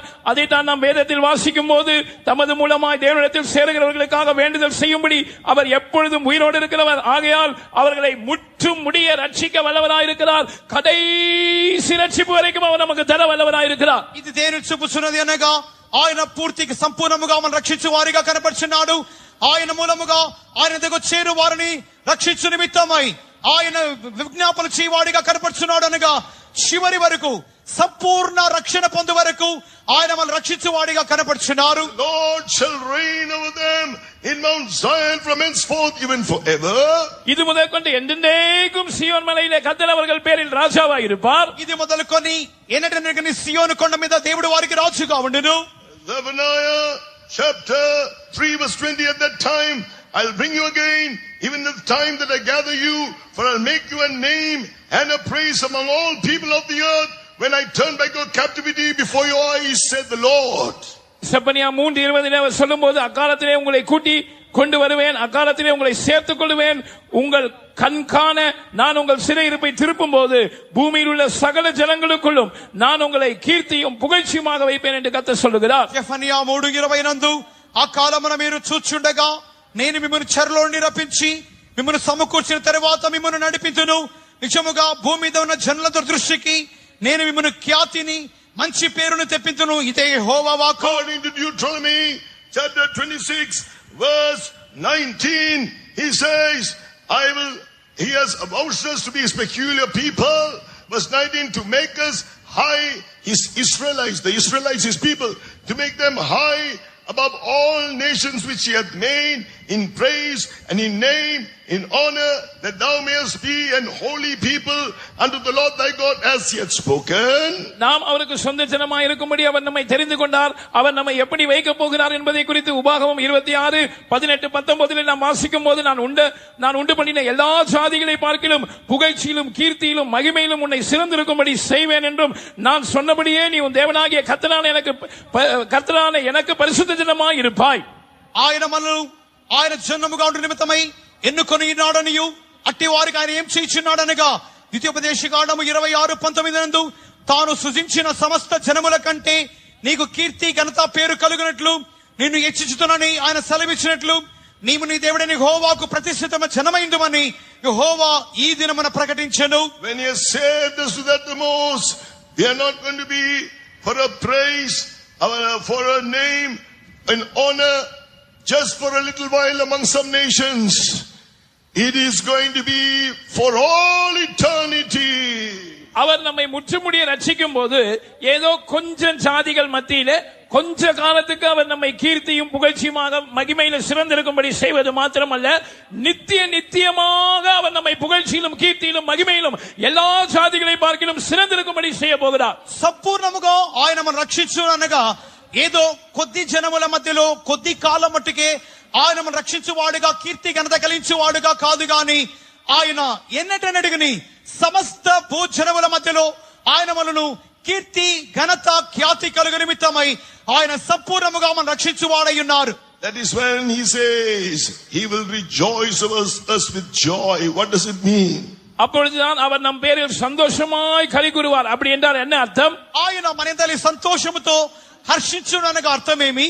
Isaiah chapter 62 verse 5. ஏசாயா 62:5 యెషయా 62:5 నందు, For as a young, Isaiah 62 verse 5, for as a young man married the virgin, so shall thy sons marry thee, and as the bridegroom rejoiced over the bride, so shall thy God rejoice over thee. ஏசாயா 62:5 சொல்லுகிறது, வாலிபன் கன்னிகையை விவாகம் பண்ணுவது போல உன் மக்கள் உன்னை விவாகம் பண்ணுவார்கள். மணவாளன் மணவாட்டியின் மேல் மகிழ்ச்சியாயிருப்பது போல உன் தேவன் உன் மேல் மகிழ்ச்சியாயிருப்பார். యెషయా 62:5 యవనుడు కన్యకను వరించి పెళ్లి చేసుకున్నట్లు నీ కుమారుడు నిన్ను వరించి పెళ్లి చేసుకునేదరు. పెళ్లి కుమారుడు పెళ్లి కూతురు చూసి సంతోషించినట్లు నీ దేవుడు నిన్ను గురించి సంతోషించును. Yes, that's the day when we are going to be perfect as Christ, perfect for our heavenly bridegroom. We are going to be seen as his bride. கிறிஸ்துவை போல நாம் பூர்ணராக்கப்பட்டவர்களாக நம்முடைய பரம மணவாளனுக்கு ஏற்ற மணவாட்டியாக நாம் மாற்றப்பட போகிற அந்த நாளை இது குறிக்கிறது. క్రీస్తు వలె సంపూర్ణులుగా మార్చబడి మనకి పరమ వరుడైనటువంటి ఆ యొక్క యేసుక్రీస్తుకు తగిన రీతిైనటువంటి వధువుగా మార్చబడే ఆ దినమును చూపుచున్నది. As we come to the end of this meeting, we are going to receive an anointing right now. Let us all stand. இந்த கூட்டத்தின் முடிவுக்கு வந்திருக்கிற நாம் இப்பொழுது எழும்பி நின்று ஒரு அபிஷேகத்தை பெற்றுக் கொள்ளலாம். కూటమి యొక్క ముగింపుకు వచ్చి ఉన్నాం. లేచి నిలబడి దీనికి తగిన అభిషేకం మనం పొందుకోబోతున్నాం. Despite all our failures, his jealous love has not changed. His love is an agape love. நம்முடைய தோல்விகள் எல்லாவற்றின் மத்தியிலும் அவருடைய வைராக்கியமான அன்பு மாறி போகவே இல்லை. அந்த வைராக்கியமான அன்பு அது அகாப்பே அன்பா இருக்கிறது. మన పలు అపజయముల మధ్యలో ఆయన ప్రేమ మార్పు లేనిదిగా కనబడుచున్నది. అది agape Prema. Shall we close our eyes? நாம் நம்முடைய கண்களை மூடலாம், కన్నులు మూసుకుందాం. His purpose has not changed. அவருடைய நோக்கம் மாறி போகவில்லை. ఆయన ఉద్దేశము మారలేదు. Oh, he wants us to rest. He wants to rest in his love. தம்முடைய அன்பிலே இளைப்பாற அவர் விரும்புகிறார். ఆయన ప్రేమలో విశ్రాంతి పొంద He కోరుచున్నాడు. wants us to find rest in that love. நாம் அந்த அன்பிலே இளைப்பாறுதலை கண்டடையும்படியாக அவர் விரும்புகிறார். ఆ ప్రేమలో మనం విశ్రాంతి కనుగొన్న నిమిత్తమై కోరుచున్నాడు. Come to him. The Lord is here to restore. அவரிடத்தில் நெருங்கி வாருங்கள், உங்களை ஆதி நிலவரத்துக்கு திருப்பி கொண்டு வரும்படியாய் கர்த்தர் இங்கே இருக்கிறார். ఆయన దగ్గర తిరిగి రండి. ప్రారంభ స్థితికి తెచ్చు నిమిత్తమై యెహోవా మన మధ్యలో ఉన్నాడు. Let the righteous be righteous still, let the holy be holy still. நீதி உள்ளவன் இன்னும் நீதி செய்யட்டும், பரிசுத்தம் உள்ளவன் இன்னும் பரிசுத்தமாய் இருக்கட்டும். నీతిమంతుడు ఇంకను నీతిమంతుడిగానే ఉండనిమ్ము, పరిశుద్ధుడు ఇంకను పరిశుద్ధుడిగానే ఉండనిమ్ము. Turn away from all other love. எல்லா மற்ற அன்புகளை அந்நிய அன்புகளை விட்டு திரும்புவோமாக. అన్య ప్రేమలో నుండి తిరుగుదము. Turn away from going after the flesh and fulfilling the lust thereof. மாம்ச இச்சைகளை நிறைவேற்றும்படி மாம்சத்துக்கு பின்னால் போகிற அந்த அனுபவத்தை விட்டு நாம் திரும்பி வருவோமாக. మాంసేచ్ఛలను అనుభవించే నిమిత్తమై అట్టి వైపుగా వెళ్ళినటువంటి మార్గములో నుండి వెనుతిరుగుదము. Come to Jesus today. இன்றைக்கே இயேசு அண்டைக்கு வாருங்கள். ఇప్పుడే యేసు యొద్దకు రండి. Oh my, he said he will deliver us and his people shall not do iniquity anymore. We will only do the will of God. அவர் நம்மை விடுவிப்பதாக சொல்லி இருக்கிறார். அவருடைய ஜனங்கள் இனி அநியாயம் செய்வதில்லை என்று சொல்லி இருக்கிறார். அநியாயம் செய்வதில்லை என்று சொன்னால் நாம் இனிமேல் தேவ சித்தம் மாத்திரம் செய்ய போகிறோம். ఆయన జనులు విడిపించబోతున్నాడు. అట్టి వారికి అన్యాయం చేయరని ఆయన సెలవిచ్చుచున్నాడు. అనగా మనము దేవుని చిత్తం మాత్రమే చేయబోతున్నాం. He is going to deliver you from all the spiritual enemies. உங்களுடைய எல்லா ஆவிக்குரிய சத்துருக்களில் நின்றும் அவர் உங்களை விடுவிக்க போகிறார். ప్రతి ఆత్మీయ శత్రువులో నుండి విడిపించబోతున్నాడు. As we repent and come seeking the Lord, நாம் மனம் திரும்பி கர்த்தரை தேடி வரும்போது, మారు మనసు పొంది ప్రభువుని వెతికినప్పుడు he is going to send that anointing like a river. ஒரு நதியை போல அபிஷேகத்தை அவர் அனுப்ப போகிறார். నది వంటి అభిషేకమును పంపబోతున్నాడు. Are you ready to receive it? அதை பெற்றுக்கொள்ள நீங்கள் ஆயத்தமா? పొందుకొన సిద్ధమా? Oh, the Lord thy God in the midst of these mighty. உன் தேவனாகிய கர்த்தர் உன் நடுவில் இருக்கிறார். அவர் வல்லமை உள்ளவர். ఈ దేవుడు యెహోవా నీ మధ్య ఉన్నాడు. Oh, శక్తిమంతుడు. let's make the camp holy. நம்முடைய பாளையத்தை நாம் சுத்தமாக்கிக் கொள்வோமாக. ఆలయమును శుద్ధీకరించుకుందాం. And he's coming into our midst right now. அப்படியானால் நம்முடைய மத்தியில் அவர் இப்பொழுதே கலந்து வருவார். అప్పుడైతే వెంటనే వచ్చును. Put away the unclean lips and let us be found with that pure language. எல்லா அசுத்தத்தையும் நாம் அகற்றி விடுவோமாக. சுத்தமான பாஷை உள்ளவர்களாய் நாம் மாறுவோமாக. పవిత్రమైన పెదవులు తొలగించుకుందాము. పవిత్రమైన భాషను పెదవులు పొందుకుందాము. Put away all oppression and all such nature and let us humble ourselves. எல்லா ஒடுக்கன் செய்கிற அனுபவத்தையும் நாம் மாற்றி இப்படிப்பட்ட எல்லா சுபாவங்களையும் மாற்றி நம்முடைய ஜீவியத்தை சரிப்படுத்திக் கொள்வோமாக. బాధించినటువంటి ప్రతి ఇతర స్వభావాలను మార్చుకొని ఆయనకు సమీపస్తులుగా మారుదాము. Let us only speak the language, the pure language of love. நாம் அந்த சுத்தமான பாஷையை, அந்த அன்பின் பாஷையை மாத்திரம் பேசும்படி தீர்மானிப்போமாக. శుద్ధమైన ప్రేమ పూరితమైన భాషను మాత్రమే మాట్లాడుదాము. Now he is going to do that work in your life. இப்பொழுதே அந்த வேலையை அவர் உங்களுடைய ஜீவியத்தில் செய்ய போகிறார். ఇప్పుడే ఆ క్రియ మన జీవితంలో He is going చేయబోతున్నాడు. to spoil the enemies and destroy the power of darkness that's working against you. உங்களுக்கு விரோதமாய் கிரியை செய்கிறதான சத்துருக்களை அவர் சூறையாடி உங்களுக்கு விரோதமான அந்தகாரத்தின் வல்லமைகளை அவர் அழிக்க போகிறார். నీకు విరోధమైన శత్రువులను ఆయన దోచుకొని అంధకార శత్రువులను ఆయన నశింపు చేయబోతున్నాడు. The mighty God is speaking to you, O Zion, O Jerusalem. சியோனே, எருசலேமே, வல்லமையுள்ள தேவன் உங்களோடு பேசிக் கொண்டிருக்கிறார். సియోనా, యెరూషలేమా, శక్తివంతమైన దేవుడు నీతో మాట్లాడుచున్నాడు. He is coming in that jealous love, in that fire. He is coming right now. வைராக்கியமுள்ள தேவனாக தம்முடைய வைராக்கியத்தின் அக்கினியோடு இப்பொழுது அவர் இறங்கி வருகிறார். రోషము కలిగిన దేవుడిగా రోషాగ్నితో వచ్చుచున్నాడు. Speak in tongues, let the fire consume the enemy. அந்நிய பாஷைகளில் பேசுங்கள், அந்த அக்கினி சத்துருக்களை பட்சிக்கட்டும். అన్య భాషలో మాట్లాడుడి, ఆ అగ్ని శత్రువులను కాల్చివేయును.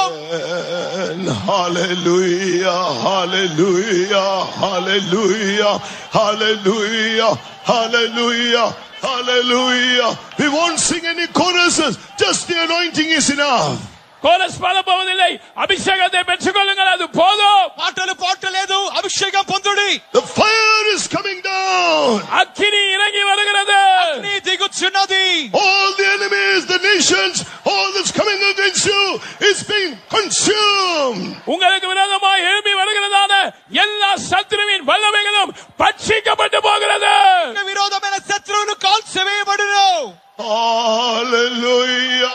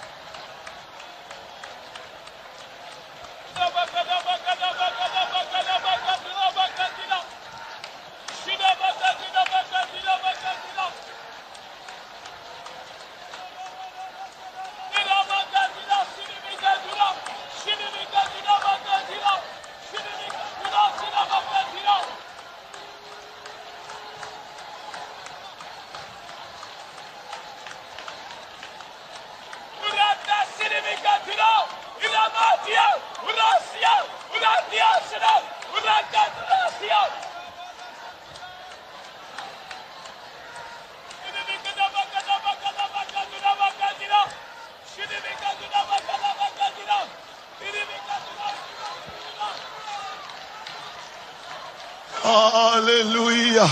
The Holy Spirit is doing this work.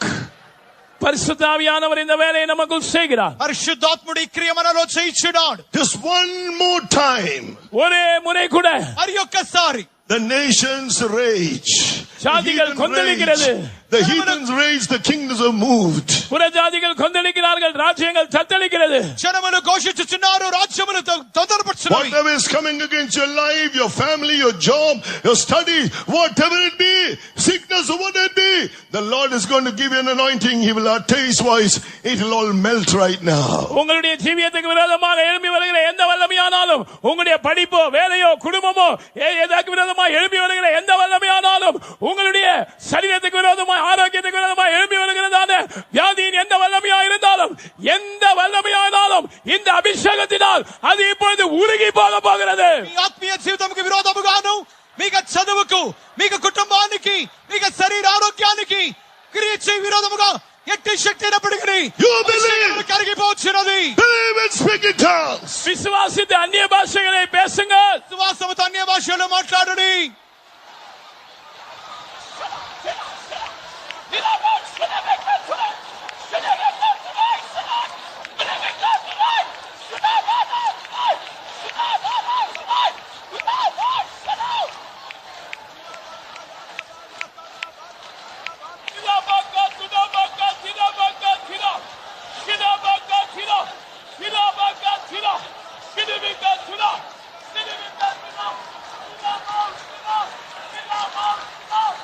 Amen. For the glorious presence of God in our midst, let's praise God. நம்முடைய மத்தியில் இருக்கிறதான தேவனுடைய மகிமையான சமூகத்துக்காக நாம் அவரை ஸ்தோத்திரம் பண்ணுவோம். మధ్యలోని మహిమ కలిగిన దేవుని సన్నిధానం కొరకు స్తోత్రించెదము. Hallelujah. Praise the Lord. Praise the Lord. Praise the Lord. For the word of God which says, for the Lord thy God in the midst of this mighty, he will save, he will rejoice over with joy. Oh, he will rest in his love. He will joy over you with singing. And one day, our God is going to truly rejoice us with joy. He's going to save us to the uttermost. We are going to be his bride, saved to the uttermost, perfect as the bridegroom, ready for Zion in New Jerusalem. Shall we praise him? உன் தேவனாகிய கர்த்தர் உன் நடுவில் இருக்கிறார். அவர் வல்லமையுள்ளவர், அவர் ரட்சிப்பார். அவர் உன் பேரில் சந்தோஷமாய் மகிழ்ந்து நம்முடைய அன்பு நிமித்தம் அமர்ந்திருப்பார். அதில் இளைப்பாறுவார். அவர் உன் பேரில் கம்பீரமாய் களி கூறுவார் என்று கர்த்தர் நமக்கு கொடுத்த இந்த வசனத்துக்காக சீக்கிரமாக கர்த்தர் நம்மை முற்றுமுடிய ரட்சிக்க போகிறார். அந்த முற்றுமுடிய ரட்சிப்பை, அந்த கடைசி ரட்சிப்பை நாம் பெற்றுக்கொள்ளும் போது மணவாளனுக்கு ஏற்ற மணவாட்டியாக நாம் அவரை போல பூர்ணமுள்ளவர்களாய் மாற்றப்பட போகிறோம். அப்பொழுது மணவாட்டியின் பேரில் மணவாளன் என்றென்றைக்குமாய் களி கூற போகிறார். சீயோனாய் புதிய எருசலேமாய் நம்மை மாற்றி கர்த்தர் நம் பேரில் என்றென்றைக்கும் களி கூறுகிற அந்த இடத்துக்கு அவர் நம்மை கொண்டு வர போகிறார். அந்த முற்றுமுடிய ரட்சிக்க வல்லமையுள்ளவரை நாம் ஸ்தோத்திரம் பண்ணுவோம். దేవుడు మాట్లాడిన వాక్యం ఏంటంటే, నీ దేవుడు యెహోవా నీ మధ్యలో ఉన్నాడు, ఆయన శక్తిమంతుడు, ఆయన మిమ్మల్ని రక్షించును, బహు ఆనందంతో సంతోషించును, నీ యందు తనకున్న ప్రేమను బట్టి శాంతం వహించి నీ అందరి సంతోషంతో హర్షించును వాక్య ప్రకారముగా ఆయన మన మధ్యలో కనబడుచున్నాడు. ఆయన సంపూర్ణముగా రక్షించబోతున్నాడు. మనము ఆయనకు తగిన పెళ్లి కుమారికి తగిన పెళ్లి వధువులే మార్చబడి ఆయన వలె మార్చబడబోతున్నాము. ఆయన మన సియోను గాను యెరూషలేము గాను మార్చబోతున్నాడు గాను స్తోత్రించెదము. Hallelujah. Thank you, Lord. We praise you. We thank you. We glorify your name, Lord. We thank you. Please be seated. దయவு செய்து ఉక్కారుவோம். దయచేసి కూర్చుందాం. Let us pray. చెబిపోం. ప్రభువా నీ నామముకు స్తోత్రం చెల్లించుకొంచున్నాం. నీ మహిమ గల ప్రభు, నీ సన్నిధి కొరకు నీకు స్తోత్రం. ఈ యొక్క పరిశుద్ధ దినమందు ప్రభా ఆత్మలో ఆరాధించడానికి ఇచ్చిన మహాదయ కొరకు నీకు స్తోత్రం. 4 రోజుల కోటాల ప్రభా మీరు దిగి వచ్చి ఒక్కొక్కరిని అభిషేకించి వ్యాధిగ్రస్తులను స్వస్థపరిచే ప్రభా మీరు మాట్లాడి ఒక్కొక్కరిని ప్రభా ధైర్యపరిచిన కృప కొరకు నీకు స్తోత్రం. ఈ ఉదయకాలం మందు ప్రభా మీరు మాట్లాడిన దివ్యమైన వాకుల కొరకు నీకు స్తోత్రం. మీ దాసుని అభిషేకించి ప్రభా లోతైన సత్యాలు మర్మాలు బయలుపరిచిన దయ కొరకు నీకు స్తోత్రం. యెరూషలేమే భయపడకము, సియోనే ధైర్యం తెచ్చుకోలేము, నేను నీ మధ్య ఉన్నాను ప్రభా. నీ ప్రేమ యందు ప్రభా మమ్మల్ని అందరినీ ప్రభా బలపరచడానికి నీకు స్తోత్రం ప్రభా. మీరు మహిమలు వచ్చినప్పుడు ప్రభా అగాపే ప్రేమతో ప్రభ నింపబడి మధ్యాకాశం వచ్చినప్పుడు మిమ్మల్ని ఎదుర్కొనడానికి సహాయం చేయండి ప్రభా. దేశంలో యుద్ధములు పోరాటములు ప్రభా భయంకరమైన సంభవాలు జరగబోతాయి. దానికి ముందు ప్రభా నీ ప్రేమలో మేము ప్రభా నింపబడి మీలో ప్రభు ఎదిగి మహిమ గల మీ రాకల్లో మేమందరం కనబడటం సహాయం చేయండి ప్రభా. దాసుని అభిషేకించిన స్తోత్రం, వార్తలను ప్రభా బయలుపరిచిన స్తోత్రం. మీ రాజ్యం కొరకు మమ్మల్ని ఒక్కొక్కరిని సిద్ధపరచమని యేసు నామమున పేరు అడుగుతున్నాను మా తండ్రి. Amen. Righteous God, we praise and thank thee for all thy goodnesses, Lord. You have brought us to the last day of this convention, for which we praise and thank thee, Lord. We are nothing after all. What are we and what are we? Have got so many weaknesses. In spite of all those things, you are blessing us, Lord. You undertook for the songs, you undertook for the testimony. thank thee, Lord, for all the words which were spoken this morning. The Lord in the midst of thee is mighty. It is mentioned, Lord Jesus, we are in the hands of that mighty God. You are in our midst, for which we praise and thank thee, Lord. When we keep God in the center of our lives, and you will work for us, no enemy will be able to work against us. You will rest in thy love, it is mentioned. Fill us with that. You have already filled us with that agape. Day after day, help us that we may be filled with that agape love. Lord, we'll be able to bless our enemies. We'll be able to endure everything, endure every hardship. Lord, finally you say, it is mentioned, Lord Jesus, that you will rejoice over us with singing. This is the only place in the Bible where it is mentioned, God sings over his bride. Lord, there's a day very soon, Lord, we'll all be seen in thy kingdom, Lord. We have our failures. We have our weaknesses. It is true, we have committed so many mistakes. Princes were wicked. Judges were filthy, it is mentioned. But when we repent and fall at thy feet, you will change everything for our good. Because you are a forgiving God. You are a compassionate God. Your compassions fail not. We commit the evening meeting also into thy hands. Glorify thy name. Strengthen thy servant further for this ministry. In Jesus' name we ask thee, Father. Amen. கர்த்தாவே, இந்த இடத்துல ஒரு convention ஆயத்தம் பண்ணி தந்து கர்த்தாவே, இந்த கன்வென்ஷனுக்கூடாக நீ பெரிய காரியங்களை செய்து வந்தீர்.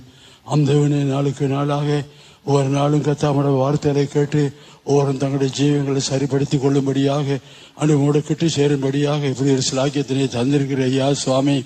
கர்த்தாவே சுவாமி, நீ பரிசுத்தத்தை என்று அழைத்த தேவன். ஆண்டவரே, எங்களுக்கு அந்த பரிசுத்தத்தை வாஞ்சிக்கிற நிமித்தமாக நீதி செய்யட்டும், பரிசுத்தமாக இன்னும் பரிசுத்தமாகட்டும் என்று சொன்னது போல கர்த்தாவே, இந்த கன்வென்ஷனுக்கூடாக எங்களை எல்லா சுத்திகரித்து ஆயத்தப்படுத்துகிற தேவனாக இருக்கிறதுக்கு நன்றியோடு வாழ்த்துறோம். கர்த்தாவே, கேட்டதான வசனங்கள் மூலமாக ஆண்டவரே அநேகர் தங்களுடைய ஜீவங்களை சரிபடுத்திக் கொள்ள நீ கொடுத்த கிருபைகளுக்காய் ஸ்தோத்திரம். இன்றைய மூலமாகவும் கர்த்தாவே, அந்த செப்பனியா வசனத்தின் மூலமாக எங்களுடைய நிலவரத்தை உணரக்கூடியதாக ஒரு சந்தர்ப்பத்தை தந்திரையா. நமக்குள்ள இருக்கிறான பொல்லாத சுபாவங்கள் என்னென்ன இருக்குமோ கர்த்தாவே, நாங்கள் அதை உணர்ந்து எங்களுடைய ஜீவத்தை சரிப்படுத்தும்படியாக ஆண்டவரே எங்களுக்கு உதவி செய்யறதுக்காக நன்றியோடு வாழ்த்துறோம். இவ்விதமாக இந்த எங்களுடைய ஜீவியத்திற்கான ஒரே நிமித்தமாக எங்கள் ஆண்டவரே எங்களுக்கு உணர்த்துற தேவனாய் நீ இருக்கிற சுவாமி. ஆகையினால் எங்களை ஆண்டவரே எங்களை தண்டித்து எங்களை சரிப்படுத்தி எப்படியோ உருவாக்குறதான ஒரு அனுபவம். அதுக்காக நாம் கீழ்ப்படிந்து எங்களை முற்றுமாய் அந்த கீழ்ப்படிந்து நடக்கும் பொழுது கர்த்தாவே, நீர் எங்களுக்கு ஒரு ஏராளமான கிருபை தந்து சுவாமி எங்களை ஜீவியத்தை மாற்றி இன்னுமாய் அநேக ஆசீர்வாதங்களை பெற்று ஜீவிக்கும்படியா உதவி செய்யறதுக்காக நன்றியோடு வாழ்த்தணும். கர்த்தாவே, இந்த வசனத்தை கேட்டதை எல்லாரும் கர்த்தாவே போறதான சோதனை வேலைகளின் கஷ்டங்கள் துன்பங்கள் வேலைகளில் கர்த்தாவே, யார் என்ன தீமை சொன்னாலும் உங்களோட அன்பினால் நிறைந்திருக்கும் பொழுது யாராலும் அதை மாற்ற முடியாது. அந்த அன்பு எல்லாவற்றையும் தாங்கிக் கொள்ள சகிக்கக்கூடிய மாற்றி தர்றதுக்காக ஸ்தோத்திரம். இப்படியா கர்த்தாவே, சீயோன எருசலேமிலிருந்து வைராக்கியமா இருக்கிற தேவன் இப்படியா எங்களை திருத்தி சரிப்படுத்தி எப்படியா ஒரு மனவாட்டியா மாற்றி மனவாளன் சந்திக்கும்படியா எங்களை ஆயத்தப்படுத்துற எல்லா கிருபைகளுக்காக நன்றியோடு வாழ்த்துறோம் சுவாமி. இன்றைய நாள் இந்த கூட்டத்தை ஆசீர்வதித்ததுக்காக ஸ்தோத்திரம். யானவரை கூட நடத்தும் யாவை பொறுப்படும் பாதுகாத்தனும் வழி நடத்தும் இயேசுவின் நாமத்தில் கேட்கிறோம் பிதாவே. Amen. Now may the grace of our Lord Jesus Christ, the love of God the Father, and the sweet communion of the Holy Spirit rest and abide with each and every one of us until Jesus appears in all his glory. Amen. Hallelujah.